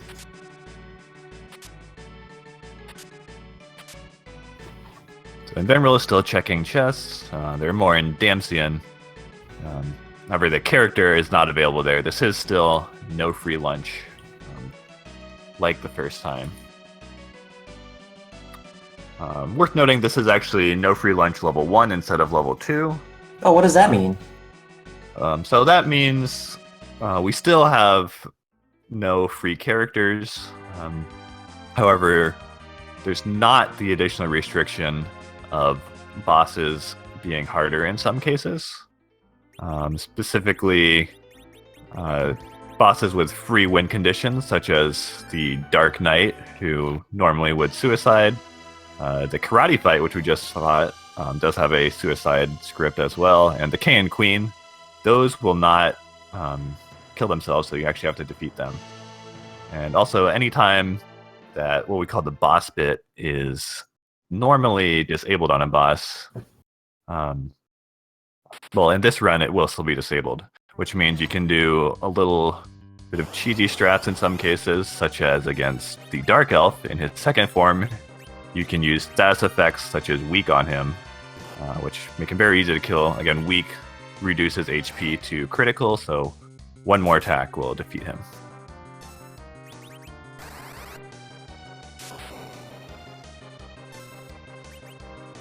So Rivers heading to Fabul. Looks like he found Odin there.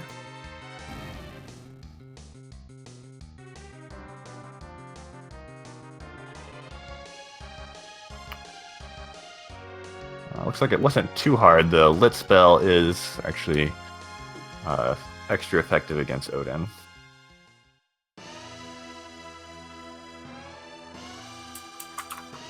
So Rivers clearing that out without too much trouble. Odin can definitely be a scary boss, particularly in the early games. We don't have a way of dealing lightning damage to him. Glad to see our runners starting to pull through.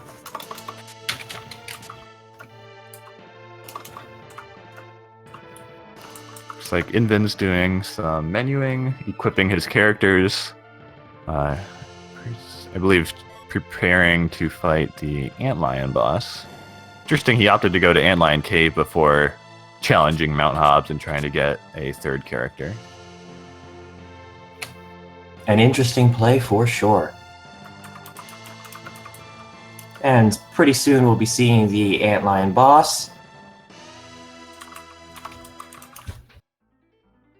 And it looks like we see Rivers heading to Damsian. Gonna loot those treasures, maybe pick up the hovercraft for usage later.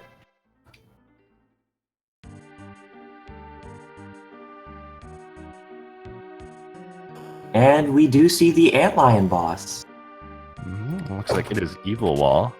Evil Wall can be a very challenging boss. Here, probably won't be too scary. It will have the stats of an Antlion, which means only 1000 HP, and doesn't do too much damage.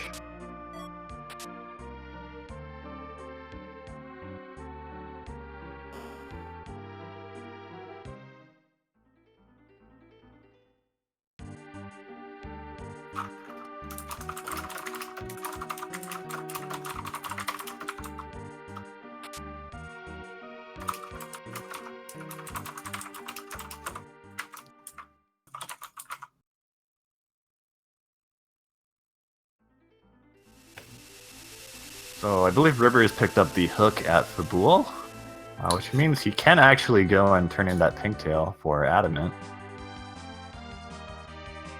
And Would give him a then nice the Darkness Crystal at Antlion Cave. Which will give him access to another character. Oh my delightful gods.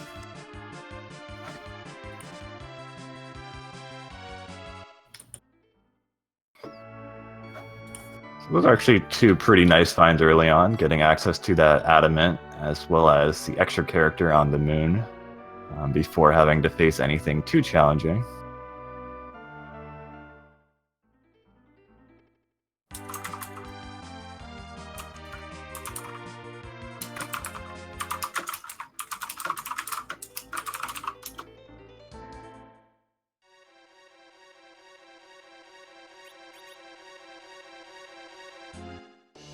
So Rivers turning in that adamant, turning in that pigtail for the adamant armor.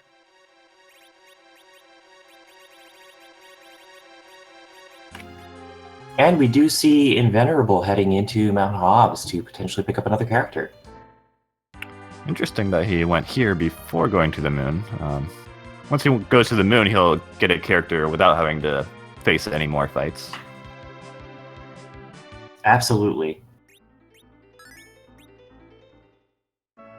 So Rivers looks to be headed to Baron.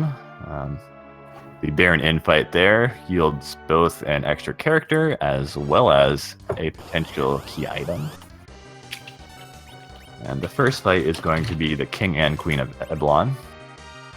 Because we are only on the no free lunch level 1, he can just wait this out and let them suicide themselves. However, they have very low health at this spot, so he's just going to opt to kill them outright.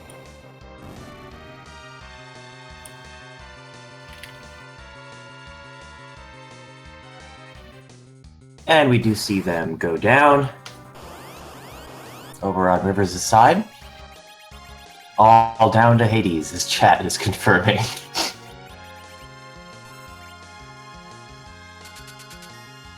And second boss is not quite vanilla. It's off by 1. It's the guard fight that would be the first fight normally here.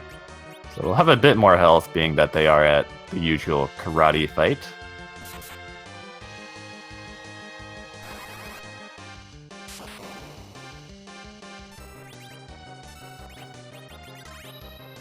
And Invenerable making his way to get the Lunar Whale and head to the moon. Presumably at this point, he will just grab that character, then come back. I can't imagine him attempting to do any of the lunar bosses right now. His levels are...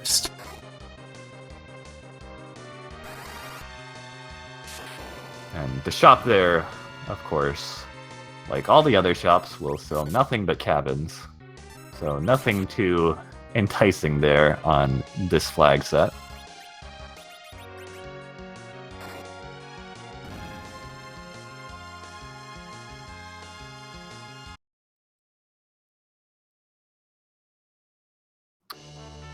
And Rivers was rewarded at the Baron Inn with Sid joining him, as well as the Magma Key, which is, as we saw in the previous race, a very good item to find. That gives access to the underground without having to go through that Eblon cave. So Rivers has a lot of options to him now with the underground open. So we'll see where he heads next. And Invenerable getting his character. Looks like it is a vanilla Fusoya at the Lunar Palace, which is another very nice character to find early on. Again, he has high level to start with. We are still using that Fusoya Challenge level 2, so he will not have very many spells to start with. He will unlock them as we defeat bosses.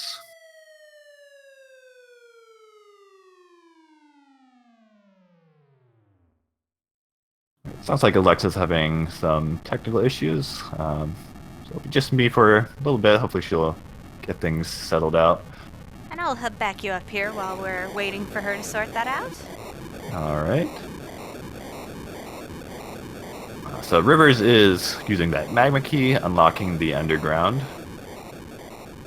So we'll see what he decides to do next. He can look for more loot down there, or he can choose to plunge into some of the dungeons down there. There are a couple that do not require any fights in order to get potential key items.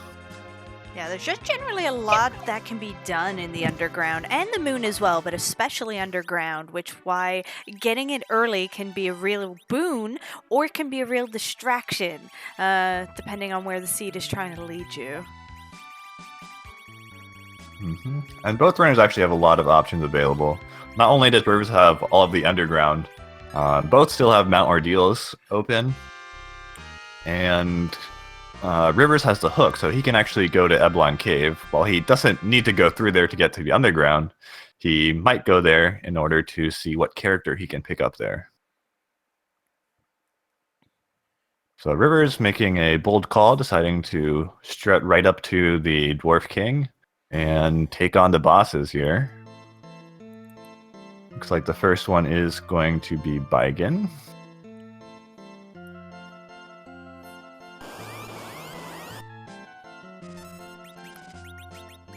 This could be a bit of an interesting fight in this spot, as it is later than his vanilla spot, making him potentially more powerful and not a super strong party yet. But if there's anyone who can use what they've got to their advantage, it will be Rivers.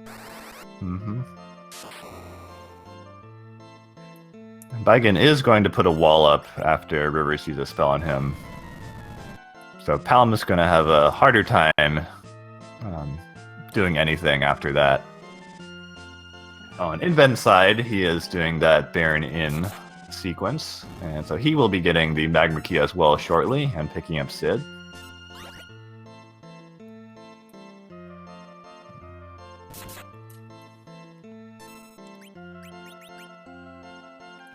It's interesting that Rivers has not gone to the moon yet to pick up Fusoya there. I guess he doesn't know that it is Fusoya, which we know from Inven's screen.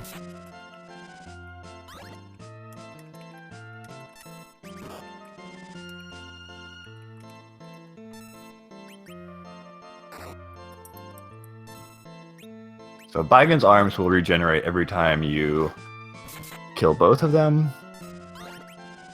So we saw them come back one time so far, I believe. Looks like Rivers is making it through, just doing what damage he can. Shouldn't have too much trouble getting through it, but it could take a little while. Just attacking, throwing whatever items he has at it.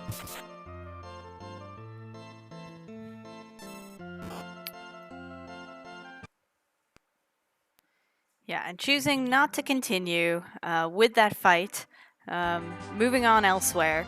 And sometimes you just have to do that. You go for the boss fight, see how it goes, see if you can manage it with what you've got, but sometimes you simply have to reset and move on, which is why saving frequently is very recommended whenever you're speedrunning and learning something, but especially in this randomizer, even for the pros, because sometimes the bosses just say no.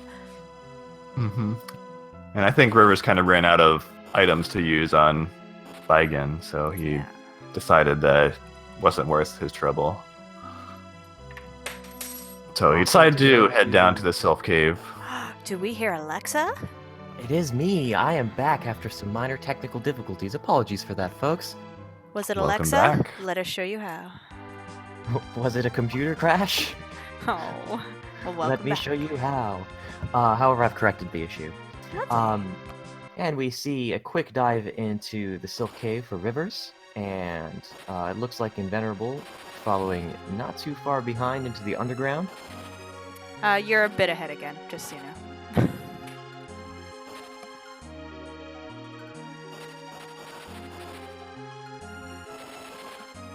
So because we don't have the pan yet, we just get one key item from the Sylph Cave after we go back to Yang's wife in Fabul.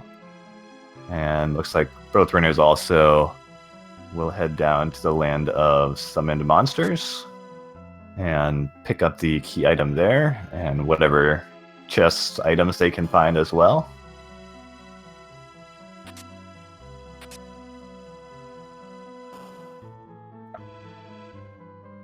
So the key item Rivers found in the Land of Summoned Monsters chest was actually not a key item, it was just the Odin summon, which might be useful. He does have Riddy already, so he can use that potentially. Only a few bosses that actually is effective on.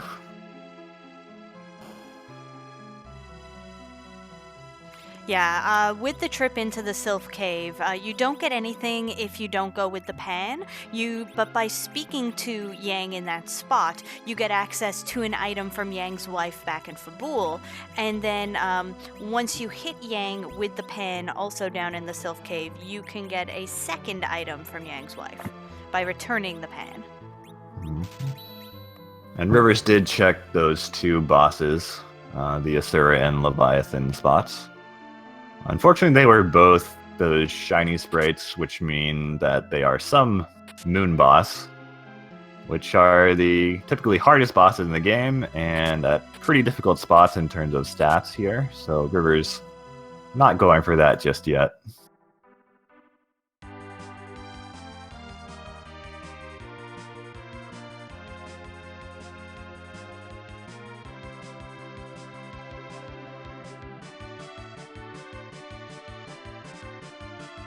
And it looks like we're seeing Rivers heading into Fabul to turn in that Sheila key item.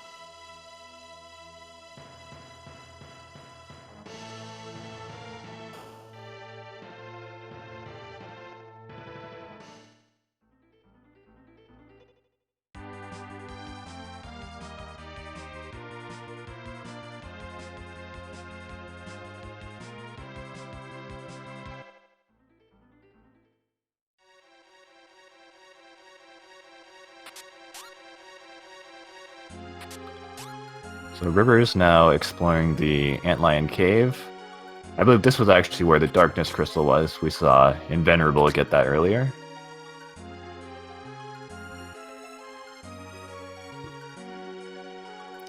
I would highly doubt if either of these runners neglected to head to every single key item location that they could think of in this run. Particularly with how important some of the one-off key item locations were in the last one. One thing I saw Rivers pick up in that cave was the Cat Claw, which is pretty much the best weapon for Yang. Yang doesn't really need much equipment to be good. He mostly just scales off of levels, but the Cat Claw boosts his strength and agility, so it's very nice to find that. I would consider the Cat Claw to be his ultimate weapon in the game. Absolutely, I would agree. And just to note, currently we have E3 on for encounters, so that means encounters are toggleable. You can toggle them, but currently they are toggled to being off. So it's not just luck; it is it's on purpose that there's currently no encounters. So the runners kind of mirroring each other. They did Fabul and Antlion kind of reversed order of each other. So more or less even overall. They shouldn't have too much trouble at this point, being that they did other things and gained some levels already, found some equipment.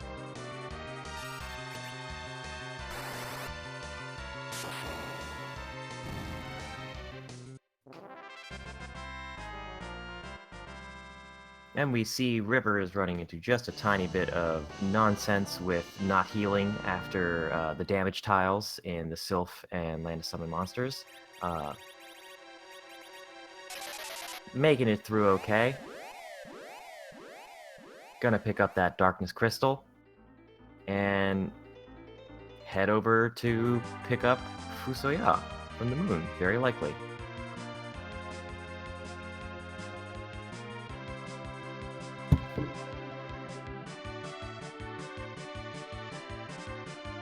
So Invenerable also picking up that hook, so he will definitely want to go turn in that Pinktail to grab his adamant armor.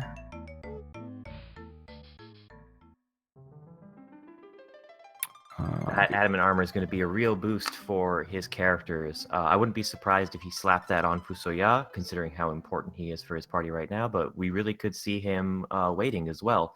Penguin, why would someone want to wait to put on the adamant armor? Well, there is a glitch involving the adamant armor. I'm not sure if you're aware of that. So adamant armor normally makes you resistant to the various elements, fire, ice, lightning. However, if you take it off, you not only lose that resistance, you actually become weak to it. Oh no! So it could be dangerous to take it off if you run into some boss later on that exploits that weakness. Absolutely, that sounds terrifying.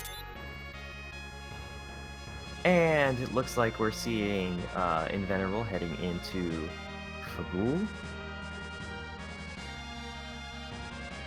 I guess he forgot to talk to Yang's wife earlier when he completed the fight there. It is good that he remembered, though. Although, as we saw before, the reward is not all that great, just the ninja garb. Not my favorite piece of equipment for sure, in the opinion of this commentator. And we'll see Rivers picking up his Fusoya very shortly, which is a nice boon to his party. Now, Invenerable has some interesting decisions. Looks like he is opting to hunt for more key items now, going up to Mount Ordeals. Not a bad idea. I believe this will be our first runner to head up here, so interesting to find out which bosses are guarding the passageways. And it'll be interesting if Rivers ends up going here or not, depending on what is actually up here. I know Rivers and some other runners generally try to avoid Mount Ordeals just because it is a total of 3 boss fights just for 1 key item. Tends to be slower than a lot of other potential locations. However, with Fusoya in the party, it is slightly more rewarding to take out those 3 bosses, powering up Fusoya with 300 more HP and 9 more spells. We haven't really talked about the flags so much. We did in the previous race. I did overhear that, but maybe we should talk about the F flag. Penguin, what does the F flag do? Sure. So the F flag is the Fusoya challenge flag. And this time we have it on level 2. Actually the same as last race. So that means instead of Fusoya just starting with every single spell in the game, he has to unlock them. And in this case, he has to just defeat bosses. Not him specifically, but as you defeat bosses throughout the game, he unlocks spells gradually in a random order. So far, he's maybe almost halfway to unlocking all his spells. So he's not all that powerful yet. Invenerable taking on Leviathan. Looks like Rivers also decided to come to Mount Ordeals. Just a little bit behind Invenerable. Our runner's nearly in sync. This is delightful.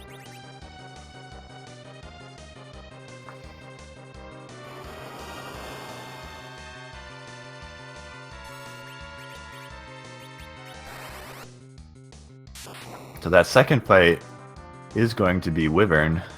Oh my. Again, probably the scariest boss in the game, typically.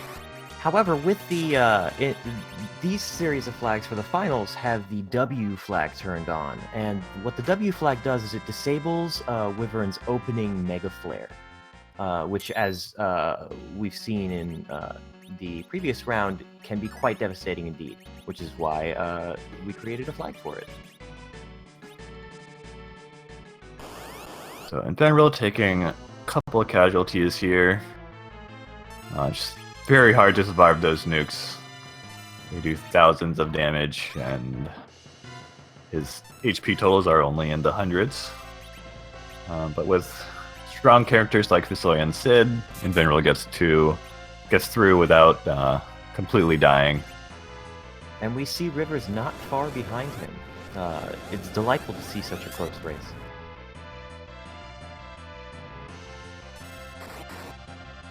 Particularly with so much variation with the underworld and the moon open. It's really quite fortunate for these runners that we had that Wyvern W flag on, because at this spot, because it's a back attack, the Wyvern really gets its turn off very quickly, so if it opens with a Mega Nuke, it's nearly impossible to get past.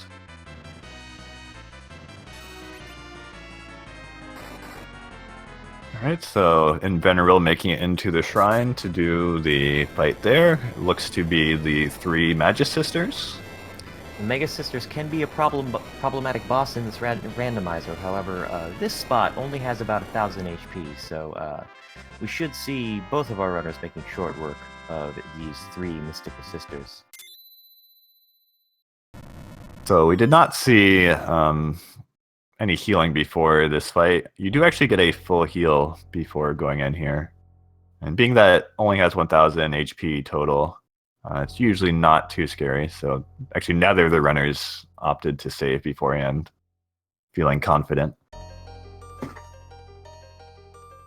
And the runners were rewarded with a Power Robe as the key item in this spot, which actually is particularly useful for Yang and Sid, boosting their strength up quite a bit if you choose to equip it on them.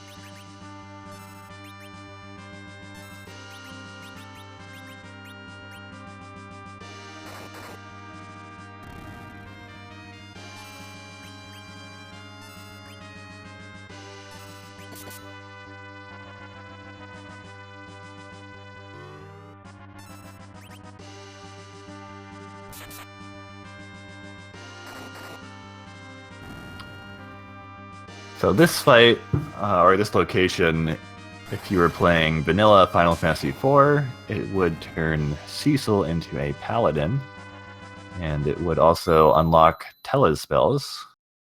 So does that still happen in this randomizer, Alexa? It absolutely does. However, if they are not in your party, it just happens to them wherever they happen to be in the randomizer, whatever character slot they happen to appear in. Quite delightful. Oh my. Well, our characters, our runners seem to have the exit spell. Why wouldn't they exit off of Mount Ordeal's Penguinator? So, unfortunately, some dungeons do not allow you to use exit, such as Mount Ordeal's. You cannot exit from there. I don't know that there's a very good rule about which ones you can and can't exit from. I guess anywhere that would create a soft lock, they tried to prevent that from happening. Anywhere there would be a story trigger that exiting out of would potentially be problematic. That makes but sense. Mount Ordeal's, they do have to walk out on. So Invenerable looks to be hunting for maybe some potential bosses. What might he be looking for? It's possible that Invenerable, in addition to attempting to power Fusoya up more, is looking for the Mist Dragon, which in the No Free Lunch flags, considering that the free key item that Edward would normally give you in Terraria is no longer there, that has been made up for by the Mist Dragon unlocking a key item. So wherever you run into the Mist Dragon, after defeating it, you can head to Mist, where Rydia's mom will be waiting for you with a key item. Interestingly, we see Rivers making almost the exact same decisions as Invenerable. He's just a minute or so behind now. Both look to be clearing out those bosses, powering up Fusoya. And trying to find that Mist Dragon. And what's really tricky about a No Free Lunch seed, occasionally the Mist Dragon can have since he can block a key item, he can have the crystal, and he could be anywhere, say in Bahamut's spot on the K2 flag, or in the sealed cave. So Invenerable headed back underground, Rivers just behind him, and they look to both be going to the Dwarf Castle to take on the fights there, potentially get a new character, as well as a potential key item. We did see that first fight earlier. It was Baigen, I believe. Absolutely, and It does look as though we're seeing Rivers following Invenerable. This really is showing how skillful both of our runners are, making similar decisions. Really delightful to see close races like this, folks. So I'm not sure exactly what spells Fusoya has at this point, but it could be very potent here. Quake or Media in particular would probably make very short work of Baigen. Both can bypass the wall and hit both the arms as well as the body. Absolutely.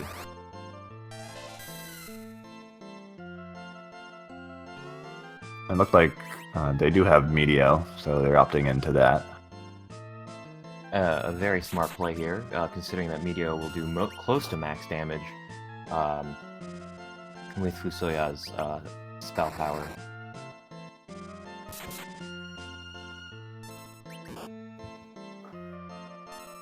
So it looks like Kane has decided to join the party.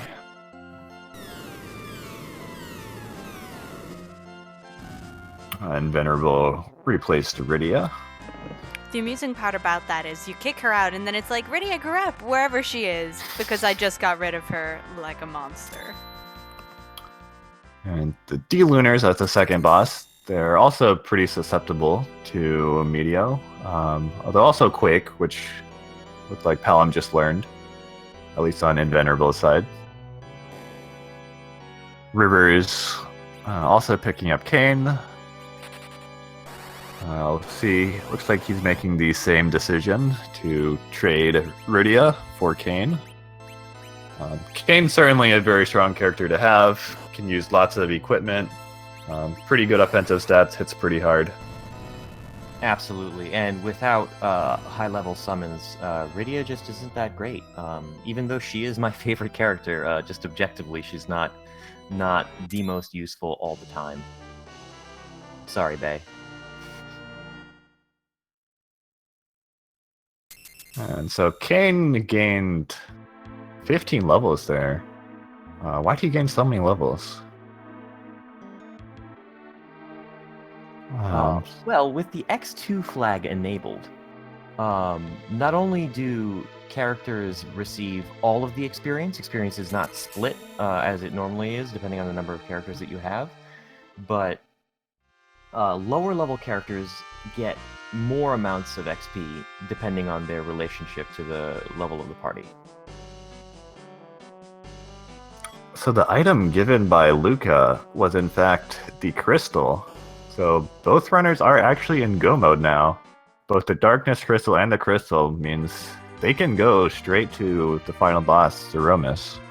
And with Kane, Yang, Sid, Palom, and Fusoya, they are in a good spot with their party as well. I would not be surprised if these runners decided to immediately go for the D-Machine grind fight. Well, honestly, where they can't buy the life potions because of the nature of the flag, I would say they're much more likely to go to the moon and just do their grinding there, as they can't do the vitality glitch, and the toughest monsters in the game are there. So also wouldn't have access to sirens. It's a very, very good point, Netara. I hadn't considered that. Yeah, so I will see. I think it's likely Invenerable will do the same, but I'll definitely be curious to see what happens. Particularly by taking out some of the bosses down there, if they are easily taken out, our runners could find themselves at 10 key items, potentially. Although I think that in this situation, it could be potentially very rare.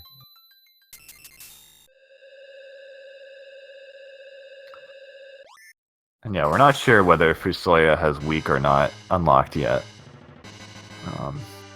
So that's also something necessary for that D-Machine grind. Looks like Invenerable has decided to go into the giant. Interesting, and again, you can, because you don't need the life potions to do that grind. They still give you a lot of experience. You will just have to kill more of them that way. And if you have weak, as mentioned earlier, yeah, that makes it a pretty easy grind, so that's fascinating. So yes, it looks like he does in fact have weak on Fusoya.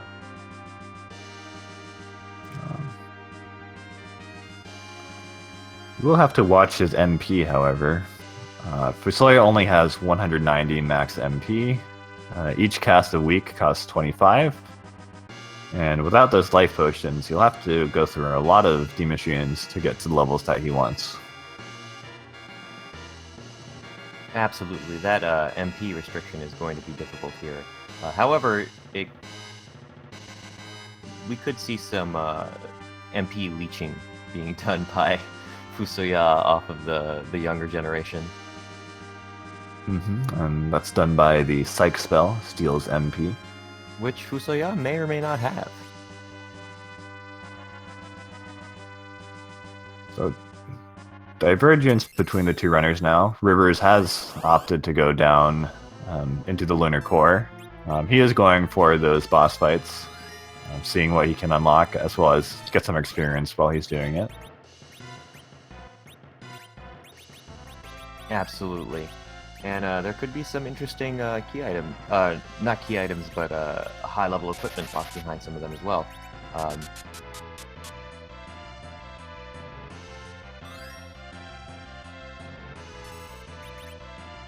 So Rivers found Asura at the D-Lunar spot. Asura will try to cure herself. If Rivers can get a wall up on her, that will prevent the cures from landing. She'll have a lot of health to get through regardless. So we'll see how Rivers handles that. On Invenerable's side, he has found the fight he wants in order to grind.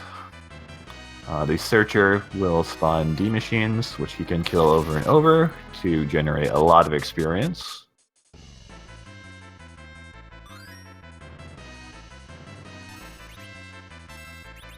Without those life potions, though, this does seem like it would be relatively slow, particularly with Fusoya having to cast both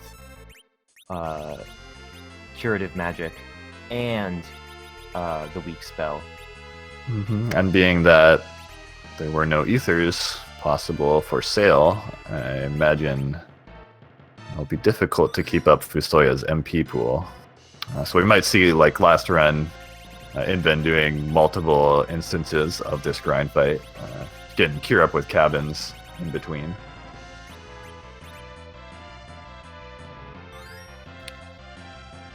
Penguin, how is Invenerable finding these grind fights, these encounters, without using sirens or anything so fast? So there are a couple ways to try to manipulate out the fight. If you reset at the save point, a few FF4 runners of the vanilla game have mapped out which encounters will lead to the grind fight based on what step you get the encounter on. So we have resources available, basically just an image that tells you which room you want to go to and when to expect the grind fight. So we can get it pretty much as fast as possible by doing that, usually within 3 or 4 encounters at worst. Oh wow, and where can I find those resources if I wanted to find information about this game? A good site is I just linked you. Accident's website. Yep, and I just linked the Discord where you can join, where we have a lot of different resources in our Guides and Resources channel, plus a newbie corner for anyone new or just looking to explore strategy. Can come and chat, and lots of activity in that channel for sure. Absolutely, and we're all delighted to help and talk about the game. The reason we play it is because we love it, and we love sharing that passion with all of you.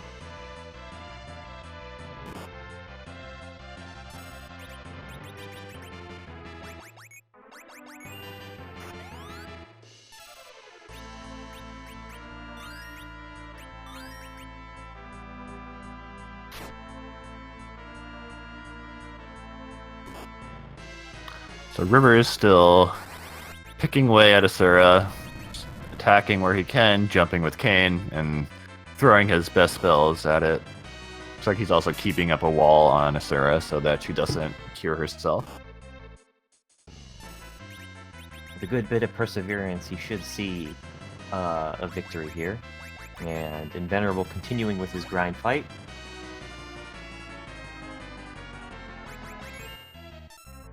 Interesting to see the divergence in strategies here. Our runners were very much in sync up until this point, and it'll be interesting to see how this plays out.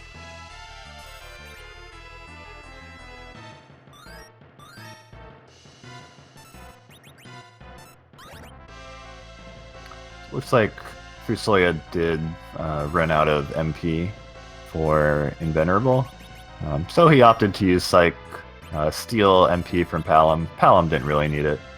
Psych! Couldn't resist.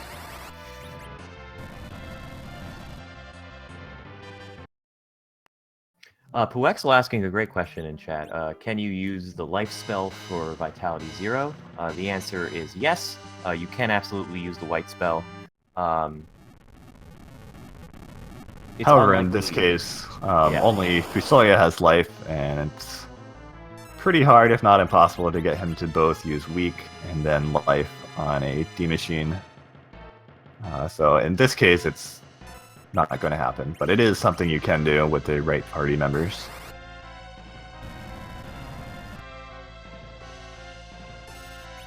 And we do, I believe, see Rivers getting victorious on Azura. I did not notice what items he got there. I also did not see. Oh, looks like Night Dew's saying it was actually a reset. Oh. Apologies there, viewers. So Inven definitely looks like he's in the better position. Partway through his grind, while Rivers is kind of running into a wall here on the moon.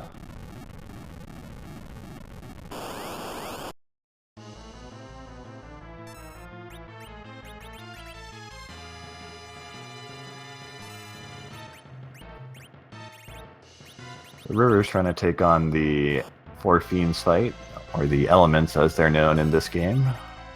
And it looks like we're seeing Invenerable finishing up his first grind fight, gaining a bunch of levels. Well, we'll shortly see how many levels he will be gaining. And it's very likely that he will go use another cabin and then do another one. Mm-hmm. He only had about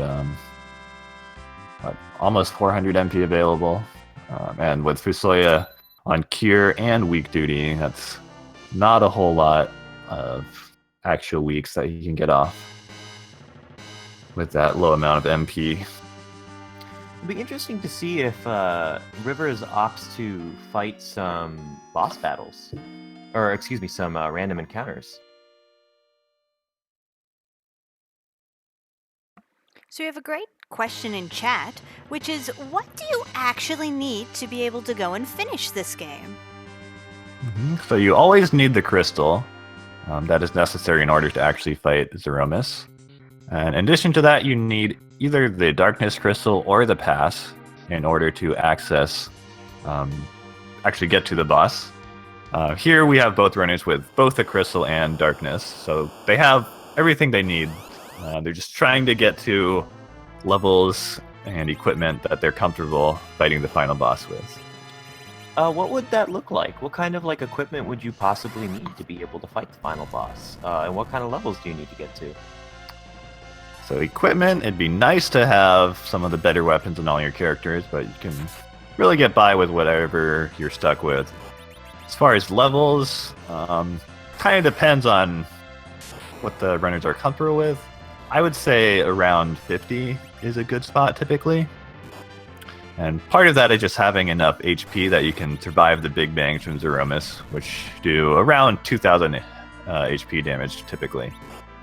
And we're seeing Rivers head down to the Ogopogo spot. Gonna try to take out the boss over there. And Invenerable starting off the second grind fight. This time Palom will have more HP and MP, which Fusoya will be able to leech to great effect.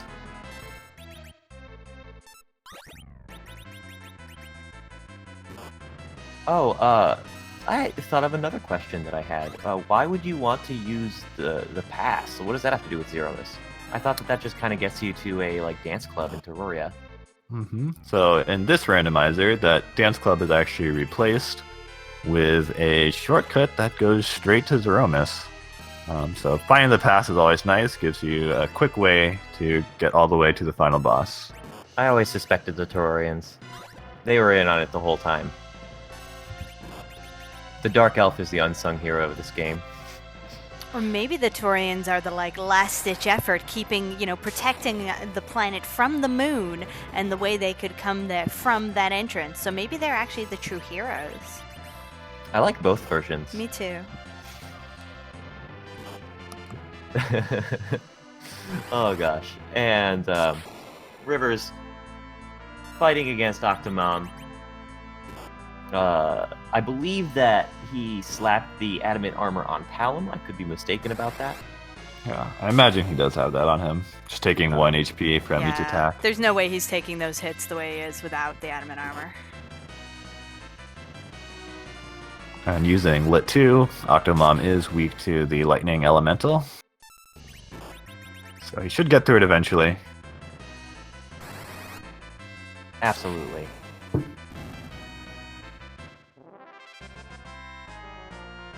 It's sort of delightful to see this 6-year-old child going against a octopus monster, and every one of his friends are dead, and he's just casting these mid-level lit spells on him.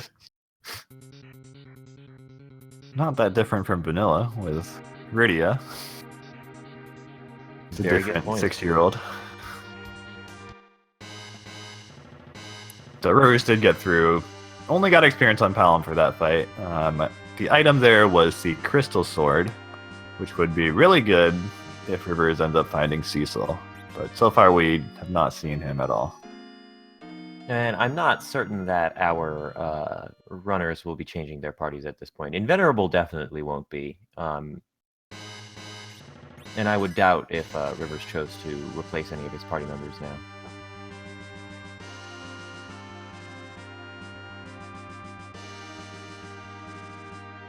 Then we see Rivers diving back into the subterranean, possibly heading off to go find another lunar boss to fight.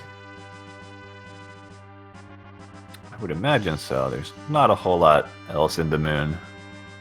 He doesn't have sirens this time, so he can't do the grind that he did with the warlocks in the previous race. It does look as though Rivers is heading towards the Wyvern spot, although I could be mistaken about that.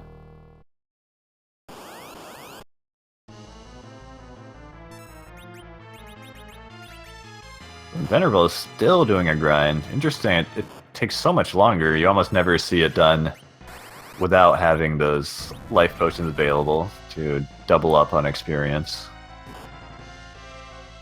Absolutely, it was an interesting choice indeed.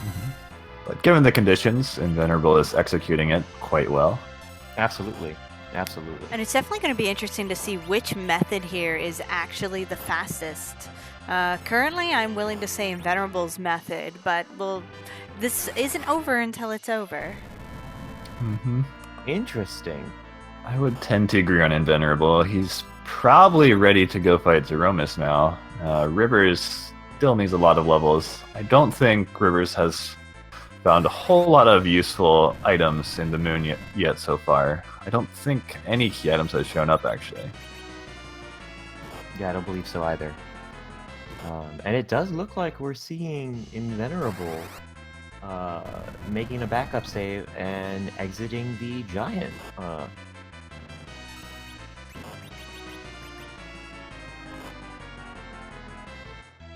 It does look as though against the Mom Bomb we'll be seeing Palom facing off against the moon bosses again. It would be delightful to see in some sort of Hail Mary Palom just taking over and saving the entire world on his own.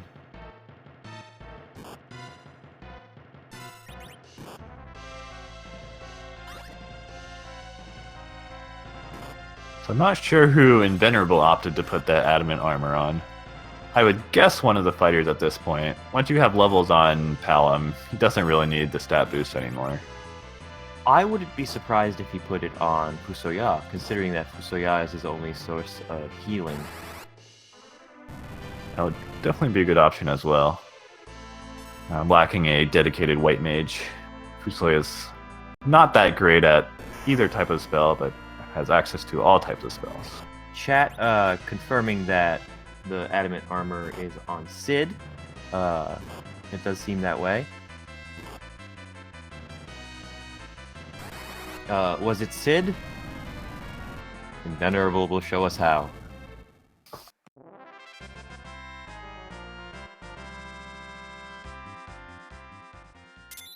So I haven't kept track of all the items or all the weapons that have been found. I imagine Sid has some kind of decent axe or hammer if he's using adamant on him.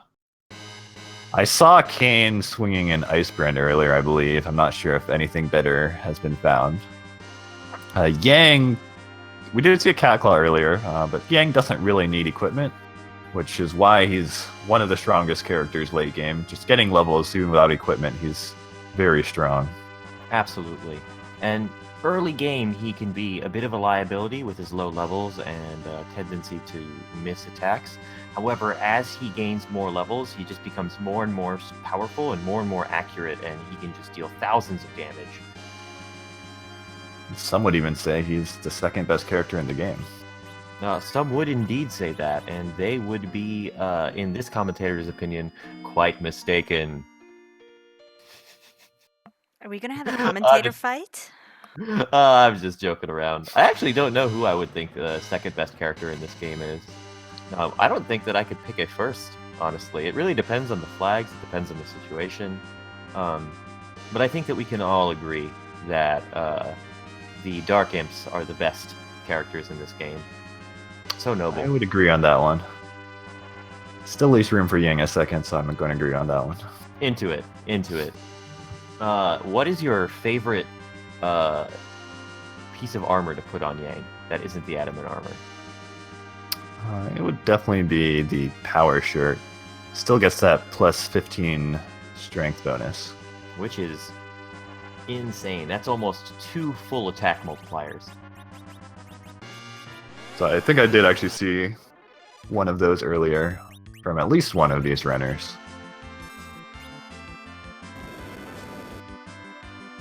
So Rivers did have a single siren. Yeah, very interesting to see that in his inventory. Going for that same grind fight. And again, doesn't have the life this time, so can't double up the experience on them as easily. Might try to do so with Fusiliya. And it looks as though Invenerable is heading off to fight some moon bosses. I presume this is just to power up Fusiliya. Still a little short of full power. And potentially gain some experience and better items as well. Because he is a little short still on levels. Palam's HP looks a bit low for fighting Zeromus. Usually you want 1900, 2000 at least in order to survive those big bangs.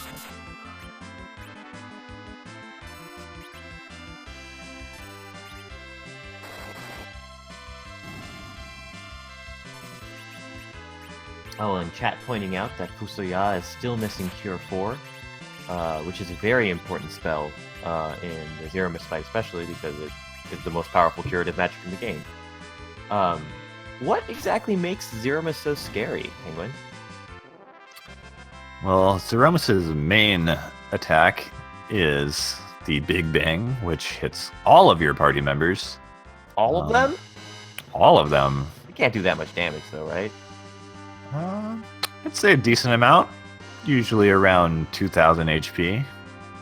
Wow, that's about how much HP our current party has. That could be devastating. That absolutely could. So a big part of preparing for Zeromus is making sure you have enough to survive those big bangs. You do typically get enough time in between to cure your people up should you need to. So you really just need enough to survive one hit.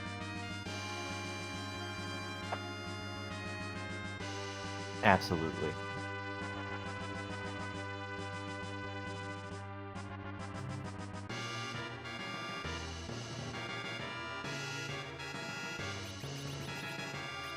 Invenerable is checking chests on here. He may be looking for some more equipment. He might also be looking for those trapped chests, which have monster fights. They are randomly placed in this randomizer. And so they would be another source of experience. And it does look as though we see Rivers turning on encounters. Gonna fight some random enemies. The enemies in this part of the lunar subterranean do give quite a lot of experience, so would not be surprised if he fights a few of those to get his levels up to snuff. And those dragons are probably the best ones you can find, the Kingru and the Gingru. Absolutely, absolutely. Particularly if you get the chance to do the life glitch on the King Ryu, which I think gives 60,000 experience points, if I'm not mistaken.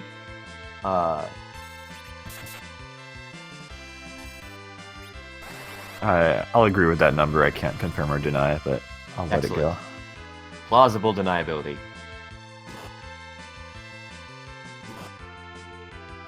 So Terrible Name asks in chat, are they aware of the other's run? I guess, are they watching the other runner? No, they are not.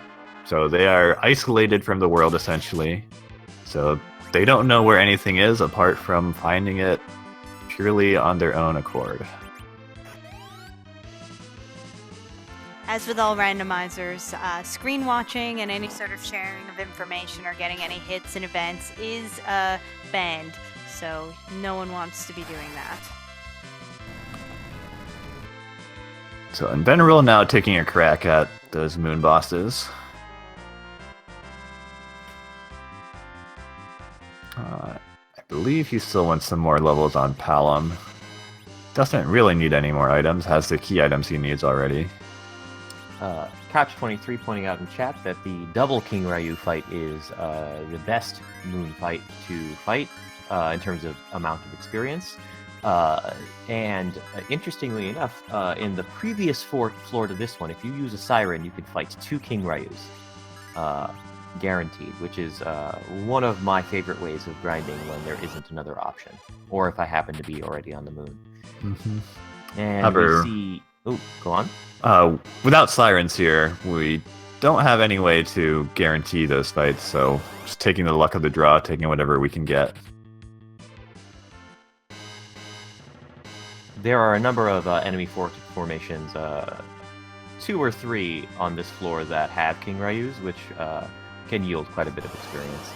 So generally, the luck of the draw on this floor is very nice, and it also puts you in a position to immediately rush down to Zeramus.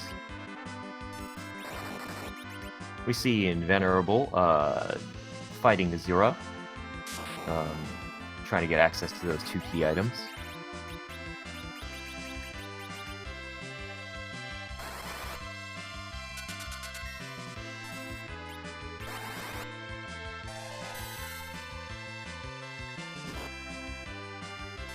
It still could be anybody's game at this point.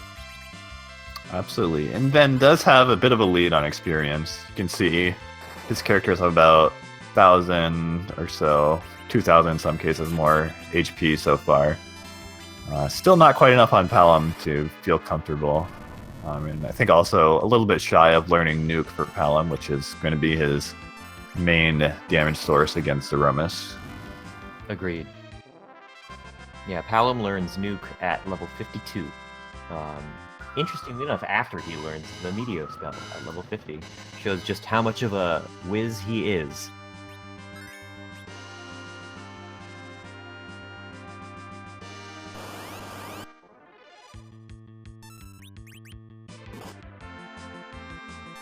So you see, even with all those levels that Inven already gained, Asur is quite a nasty boss.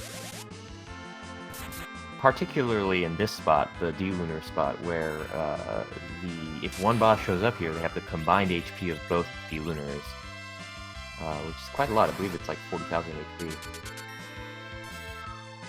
I'll again believe you on that, Factoid.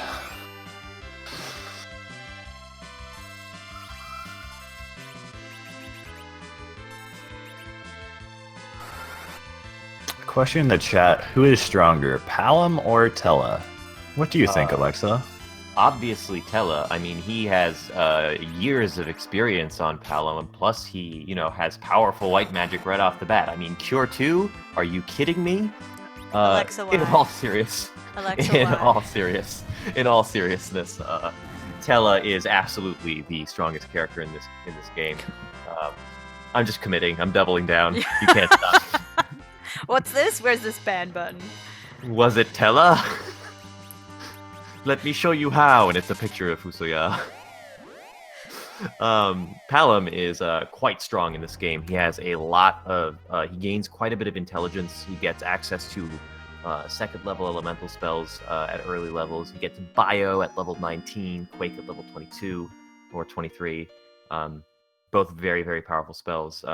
He's just a better character all around.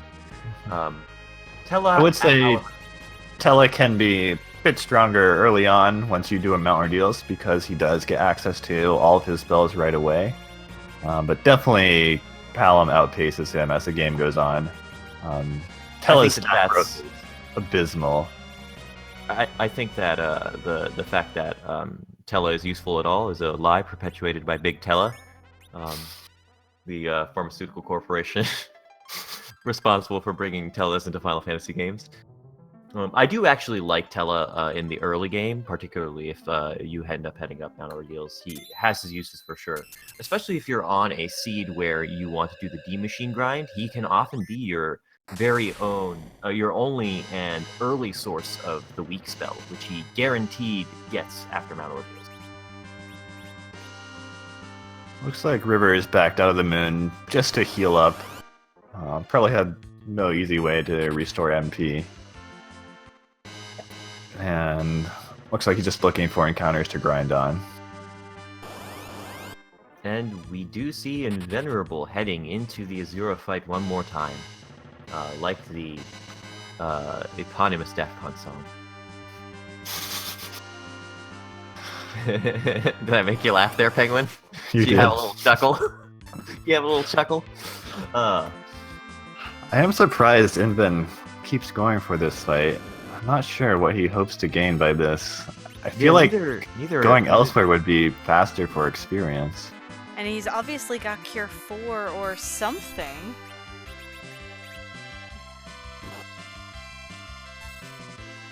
No, that's the Reflect, but, yeah, I'm not quite sure. Yeah, it might be fast. I think he probably feels at this point he's got to commit, that if he leaves to fight some bosses off the moon to get the extra spells for Fusoya, that he'll be losing time. Mm-hmm. I Very don't well. think he did the fight on the falling floor. And we are seeing Rivers in the early moon subterranean encounters using the stone spell to great effect. The enemies up here are often weak to the stone spell, and it can be multi-targeted, giving quite a lot of experience for a very little MP and time cost. The stone spell only costing about 15 MP.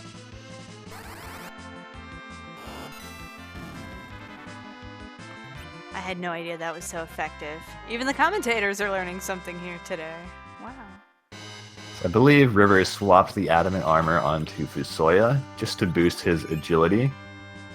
Because Fusoya is now the one using stone to kill off the enemies, so he wants to get Fusoya's turn as fast as possible. Absolutely. And we see Invenerable using Blink to keep his Fusoya alive from the devastating physical attacks that Azura can throw down.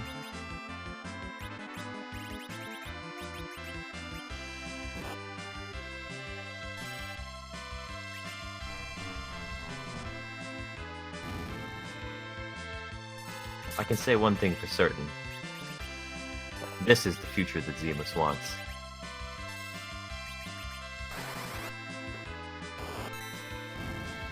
Well, that was a good question in chat. Why is Rivers leaving Sid dead? Ooh, so it is likely that Sid has a certain amount of agility that Rivers wants to keep Sid at. Agility is actually a very important stat in this game, because the agility of your foes is determined by the agility of your partner. Specifically, it's determined by the agility of the character in your middle slot. Except in one instance with a very specific character. Penguin, which character is that? That would be someone who I've not seen recently, but I believe his name is Cecil. Maybe you've heard of him? Cecil? He's some sort of like Dark Knight or something, right? He just kind of hangs out at the Baron Castle, flies around in a big red ship. Something like that. Captain of the Red Wings or something, I think. Load Captain. I heard he got kicked out. Oh, whoa. Netara with the rumors. Right? You gotta keep it clean. You gotta keep only factoids here. No, we gotta keep the excitement going. Oh, right, yes, that's what it was. I got very specific instructions to excite things up. Cecil, basically, if he's in your party, regardless of what character slot he's in, he will be the person that determines agility. And for most of the game, your agility, it just helps to have the middle character slot or Cecil's agility as low as possible, so that your foes are not dealing tons of damage to you very quickly. However, in the Zeromus fight, you ideally want to have your character with an agility that's either 14, 28, or another multiple of 14. Due to math,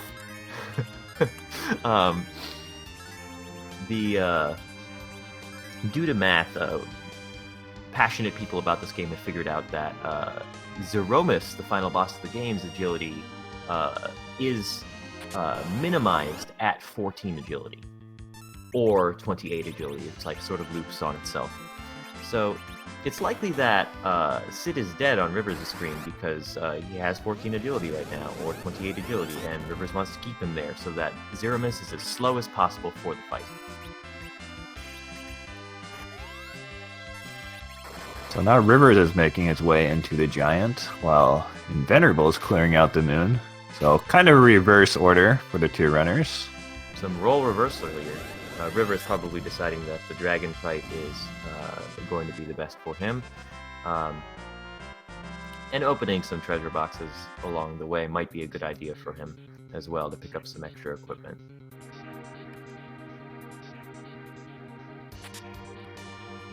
I think Invenerable is still not quite happy with his levels. I believe he has decided to search for some random encounters, popping that encounter option on, hoping to get some more experience. More levels are always useful at Zeromus, not only to make the fight faster, but because Zeromus, even with the best technique, can quite often just wreck you. Sometimes he will head into another phase of his AI script and just hit you with a full power Big Bang. Wait, full power Big Bang, what do I mean by that? Well, full power would be normal power, but there are ways to reduce the power of that Big Bang. Zeromus will counter with a nuke spell if you use certain items or spells on him. And for some reason, that kind of adjusts his magic power such that the next Big Bang does not do as much damage. Nerfing it, if you will. Runners of this game can exploit that to try to make the Big Bang do less damage and make it easier to survive. Very interesting.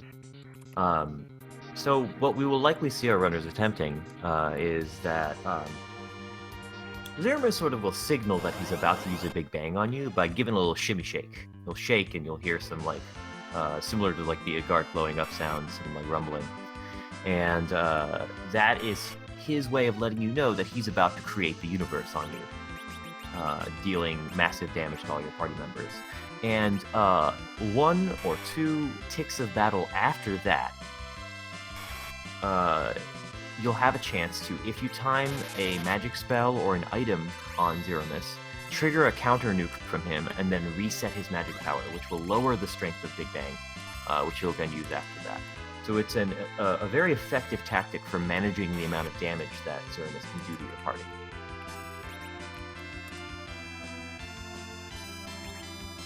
So River is now going for that D-Machine grind fight. Gotta imagine he'll get experience faster than Invin getting it on the moon, although Invin had a higher starting level at this point. So we'll see who ends up ahead after all this grinding.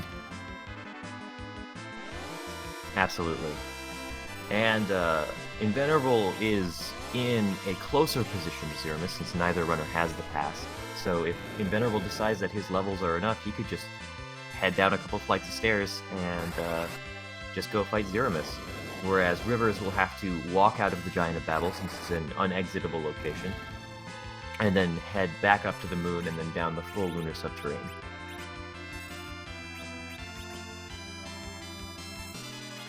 Gotta imagine Invin's kind of kicking himself for not doing more grinding when he was in the Giant.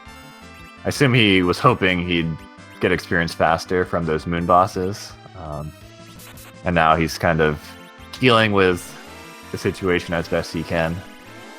Absolutely.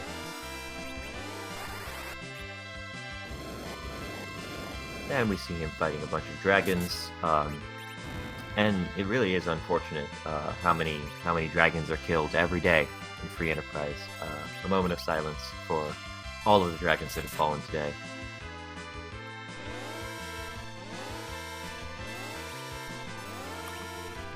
Hashtag save the dragons. Hashtag justice for dragons.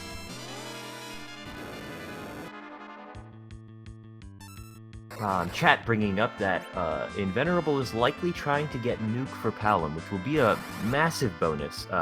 We talked about nerfing the Big Bang with a magic spell or an item.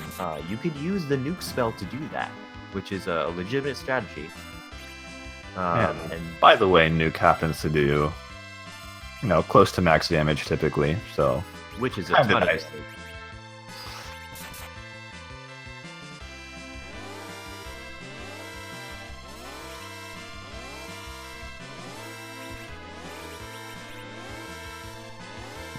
And Palom did learn Nuke in that last fight.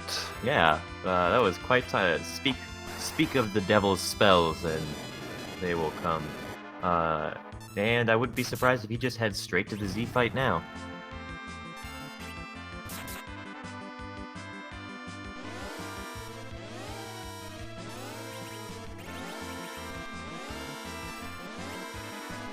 Yeah, with the power of Nuke on his side, he should make short work of Zeromus. Although it'll be unlikely that whether we'll see Berserk strats on the Z fight, considering the lack of white mages and battle items. Berserk. I imagine he'll try to Berserk his characters, but he might not get all of them off. I think he has 3 fighters at this point, and only one person who can cast Berserk. That'd be Fusoya. And Fusoya also has to heal, so lots of responsibility for Fusoya. I also noticed that it doesn't look as though Invenerable has managed his party's agility at all. Although I could be wrong about that. So we'll see whether he shifts some characters around. He's leaving Sid in the middle, I believe, which Sid is pretty slow in general, so should be okay. We can do a quick music swap since we are in Zeromus here. Having someone slower like Sid in the middle is generally a good idea for Zeromus, just to make your other characters act a bit faster. And we'll shortly be seeing what the Zeromus randomization is. Due to the Z flag, the Zeromus sprite is randomized to be a random sprite that's been submitted by the community or the creators. Nobody really, other than Boardface and possibly Rivers, know precisely which sprites can appear in this, but it'll be interesting to see, that's for true. Interestingly, Invin opted to parry around on some of his characters before using the crystal, and I believe his intention was to get to Fusoya as fast as possible in order to berserk a character quickly to start getting damage off. That would be a very smart strategy. It does seem as though that's what he's done, which is delightful. Goodness. Oh my goodness. This is delightful. This is delightful. Space. Time. These are the voyages of the Starship Enterprise.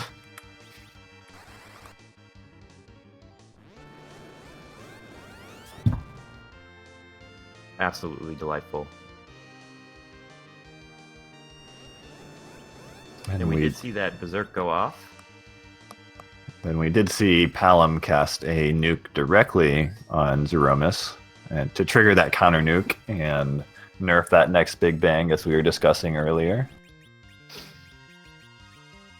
A very, very nice idea. Apply the nuke directly to the Zeromus.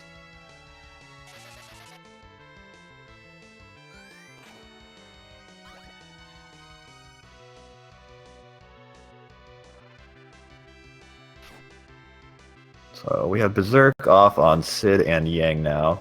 We might just leave Kane unberserked. He can throw items to help out with the healing if he needs to. Absolutely. And also can potentially also nerf the Big Bang if that's something that he wants to do if Palom isn't around. Mm-hmm. With two Berserk fighters, this could be a good fight. And with the Big Bang coming out, Fusoya will start to be on healing duty, using Cure 4 on the whole party. So I think Rivers has wrapped up his grind, starting to head down the moon on his way to the final boss fight. Very true.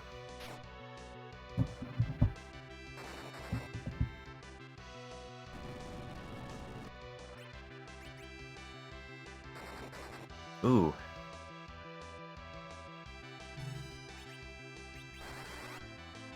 We see some more nukes going off. And River is, of course, doing a mad dash to the end. Very likely he's not going to open any boxes or anything. Just trying to get to that Zeromus fight. We'll see if he decides to take a safety save on the way, or if he wants that faster time. I would be very surprised if he did not save. And, ooh. Fusoya taking the nuke. Dangerous person to eat a nuke, but does look as though he is surviving. Fusoya is the only character that has the ability to raise someone from the dead, so him taking a nap in this fight could be very bad for Invenerable indeed.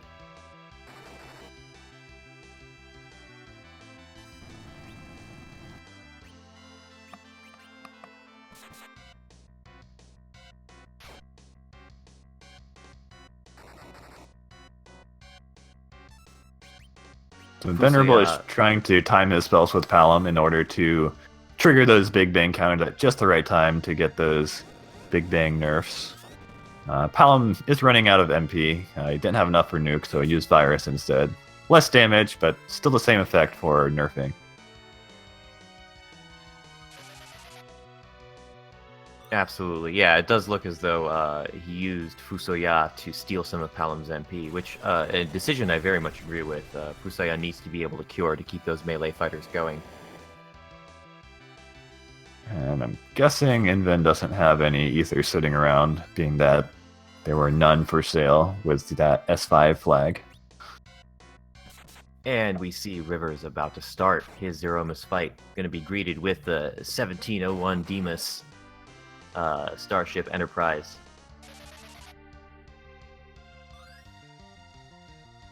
Kane jumping, which is his way of doing quite a bit of damage while still leaving his options open to throw items. So while Inven had several minutes head start, this is still definitely anyone's race. Inven could be in some trouble soon. Very limited MP pools. So if he runs out of MP, he could be in serious trouble and may end up having to take a reset even. Absolutely. Absolutely. And those Cure 4s are going to be very important because at any point you could take a bad Big Bang. Oh, and we do see Invenerable entering the third and final phase of Zeromus' battle script, the Meteo phase, signaling that his HP is very, very low.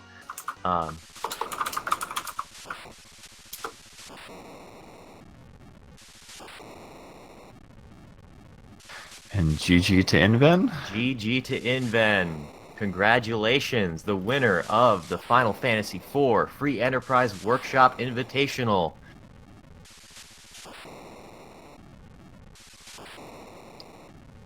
Delightful. It's awesome to see Invenerable ending up in first place. Believe this is his first foray into speedrunning with Free Enterprise. Rivers is an experienced Final Fantasy IV speedrunner in his own right. So beating Rivers is a huge accomplishment for Invenerable. Absolutely. Hats off to you, Invenerable. I think I can speak for all of us when I say that we are all very proud of you.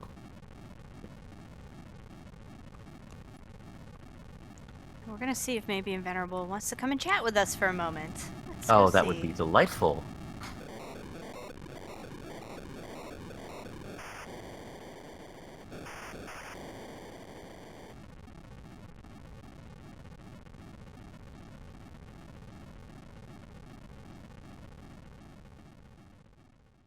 It would be delightful indeed. And yeah, it was still quite a close race. If the role reversal at the end with Rivers heading up into the D Machine grind hadn't happened, it very well. Oh, Hey, Welcome. hello! Congratulations. thank you so sir. much. Tell us how you were feeling during your run. I felt that was probably the stingiest Catalyte I'd seen in terms of items, but maybe that's just because go mode, quote unquote, go mode happened so fast that I didn't feel like checking a bunch of more spots. So I like you saw that I had Crystal and Darkness like 45 minutes ago, but I just did not trust my team there enough. So did the giant grind, then went to the moon. And I'm like, okay, what are the 3 easiest boss spots that may also let me get some good loot for this fight? And Asura was a brick wall. I know that there's a glitch where her Cure 4 starts healing her MP instead of her HP, but I had no idea if I'd done that much damage. I wasn't counting. So after, the second failure, I'm like, okay, what's in Ogopogo? And I was very happy to see Octomammoth there.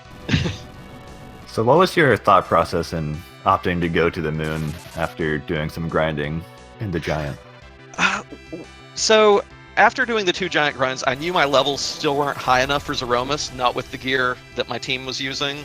And so I thought, well, maybe the bosses will give me enough XP on the moon. I mean, there are 6 spots, right? 5 in the subterranean and 1 over in Bahamut Lagoon. So I'm like, let's do that. I'm sick and tired of Dragon Machine fights. I'm guessing everyone else is sick and tired of Dragon Machine fights. Let's mix it up a little bit. And it seemingly worked out. Yeah, it ended up being quite a good decision for you. Of course, not having seen what's going on, what's up on River's side of things? How's his run going? How did we diverge and everything?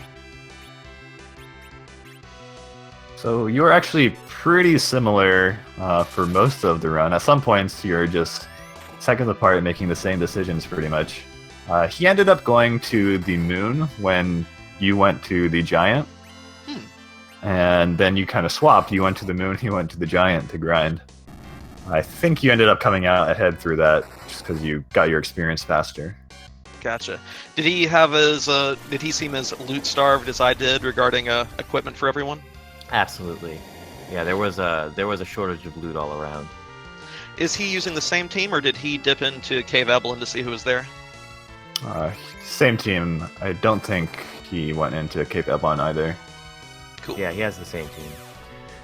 And really that swapping decision. You were on the moon and he was in the giant, and you both sort of finished up your grinds within minutes of each other, and it was really having to leave the giant that and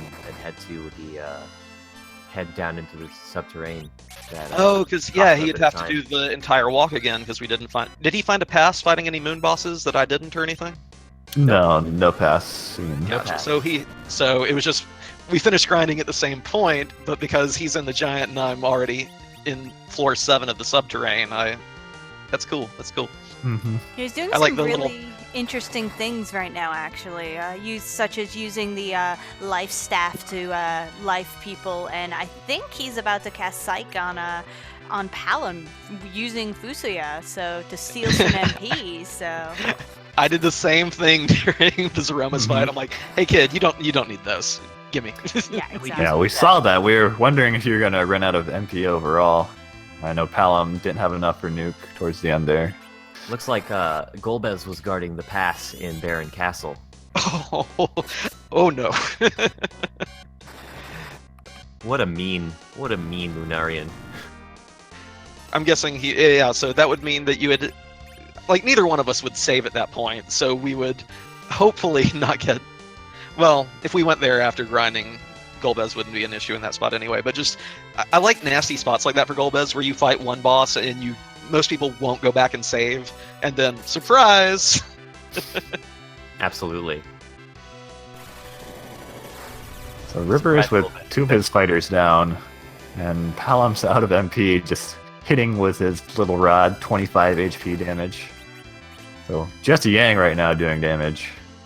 Yang, yeah, I moved that adamant armor over to Yang for that fight because I knew he was going to be doing all the punching for me. And a full power Big Bang taken by Rivers. Scary stuff. Yeah, but the other week, during the Seed of the Week, I saw Rivers do this with, like, 1, I think, Yang and 1 Porum. So I believe. I also believe. I believe in the power of Rivers. I think it'll be a race. Who can... Will he do enough damage, or will Fusilier run out of MP first? So that's the last thing keeping him alive. Those Cure 4s. Absolutely. So this is I just pulled up the stream for the first time, and I'm looking at this overlay. Did Scala make that? Yes, she did. Oh, Scala's the gorgeous. best. Scala's amazing. I do want to note, though, that it was the Randomania team who adapted this and for letting us use their tracker, because often, like when I just play personally, I do my own tracking, but they have a tracker system set up, but it has the tracker built into the layout. So they were provided with Scala Kitty's amazing layouts and did some solid work for us this week to get this ready for our use. So we really can't thank them enough for their kind generosity in helping us with events like this to give us access to some resources that we just wouldn't be able to use on our own. So thank you for that, for them, and for Scala Kitty for always doing such amazing work for all of these events. Yeah, thank you. Thank you very much. We really appreciate it. Randomania is actually where we have our Monday weekly races, and Speed Gaming, we've just started to have a weekly race on Fridays over there. So if either one of those evenings sounds like it could be fun for you and you want to join in a big community race, come join us in the Discord. There's so much going on and folks are literally constantly racing. So lots of things to do, people to meet, randomizer to be played. So Rivers downgraded to Cure 3 there to save MP. It's enough with just 2 characters to keep him alive. We do see the Meteor coming out now, which means Rivers is nearing the end. Just a little more damage.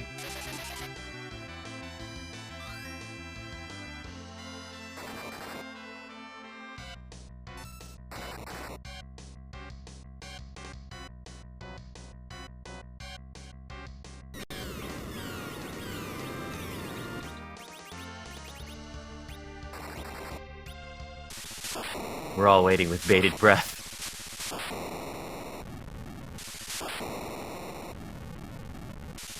Oh, this is delightful. Oh, and GG to Rivers.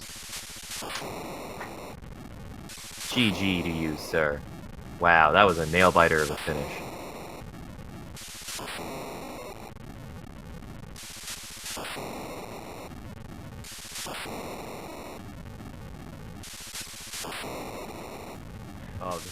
Well, I pulled that one out of our butt. Oh, and well done, Rivers. Well done. That was quite an entertaining Z fight to watch. Tell us a little bit about your run. It was a lot of time spent grinding, pretty much. That was the end of it. Yeah, that sounds about right. Like 45 minutes worth of grind or so. I was trying everything I could, throwing everything I could at the wall to see what would be like the fastest thing. I couldn't get the best encounters in the lunar subterranean, and then I tried in vain to do the D machine grind. Finally got up to like a reasonable enough level, and with Fu just barely clutching it out of his butt there at the MP, we made it. How low were you at the end on MP? I had 48 left when he became Medio. Wow. Whew. Oof. Just glad we could put on a show for these guys, though. I mean, that's what it's all about, right? And yeah, you saw pretty much the easiest Zeramus fights, the clutchest Zeramus fights, and then also the awful Zeramus fight I did there. All right, you want to go again? Oh, are we running back now? Can't get enough. Can't get enough free enterprise. Oh my gosh. Well, thanks to everybody for tuning in. We are very happy to have put on this show for y'all. Yeah, this is it was really an honor that RPG The Reg would let us put this on here. And once again, if you guys hadn't seen it yet, please come join our league that's forming. It will be qualifying rounds will start in July after SGDQ. So please come on by, learn the game. It's a lot of fun. We have a very supportive community, and yeah, that's about all I got. Thank you, Rivers. Thank you so much to you and to Boardface for all the hard work you've put into this. Just like as a member of the community, we really appreciate it. This really has given me new love for my very favorite game. It's delightful. Yeah, I tell you, after GDQ last year, I was like, oh well, you know, I've got this stuff to do, and then Boardface probably like 2 weeks later dropped the first version of this on us all, and it was incredible to kind of you know, get so absorbed into something for once. And And really out of the blue too. And suddenly we all have this amazing game to play. Yeah, it's taken up a lot of my time in my life, and I couldn't be happier. Rivers, just a small favor from one commentator to the creator, to one of the creators. Is there any chance we can get you to sing Danger Zone with Highway to the Zima Zone as the lyrics? Highway to the Zima Zone. Dun-dun-dun. I got chills. Oh, thank you so much for that. That is just the best thing you could have done ever. Oh, thank you so much. Also, a special thank you to my my co-commentator Penguin. Thank you so much, particularly with some of my technical difficulties that I experienced. Thank you to Netara for jumping in. I really appreciate y'all having my back. And it's also been an honor to commentate for this. Very, very grateful to be here talking to y'all. And thank you to you as well, Alexa, for joining me on commentary. It's been a pleasure. And thank you to Boardface earlier for helping out in the first race. And Night Dew for tracking, and Netara for restreaming. Thank you. And speaking of which, we're getting ready to clue up here, and we have already picked a raid target, though I am going to give a spoiler warning because the person we are sending you to is doing our weekly Seed of the Week. So that means if you have not seen the Seed of the Week yet and are hoping to do it, it resets on Wednesdays. I do not recommend joining this raid as you will be spoiled for this. However, myself included, I can't watch this person either. But we are going to go over to Takaze TV, who is running free enterprise right now, and to give you an idea if you want to join next week of what the Seed of the Week is, and some fun times, a very good streamer. And thank you again, everybody, for joining us for this wonderful event. Hopefully we will see you all in the free enterprise Discord server. Come race with us. We have a fun time.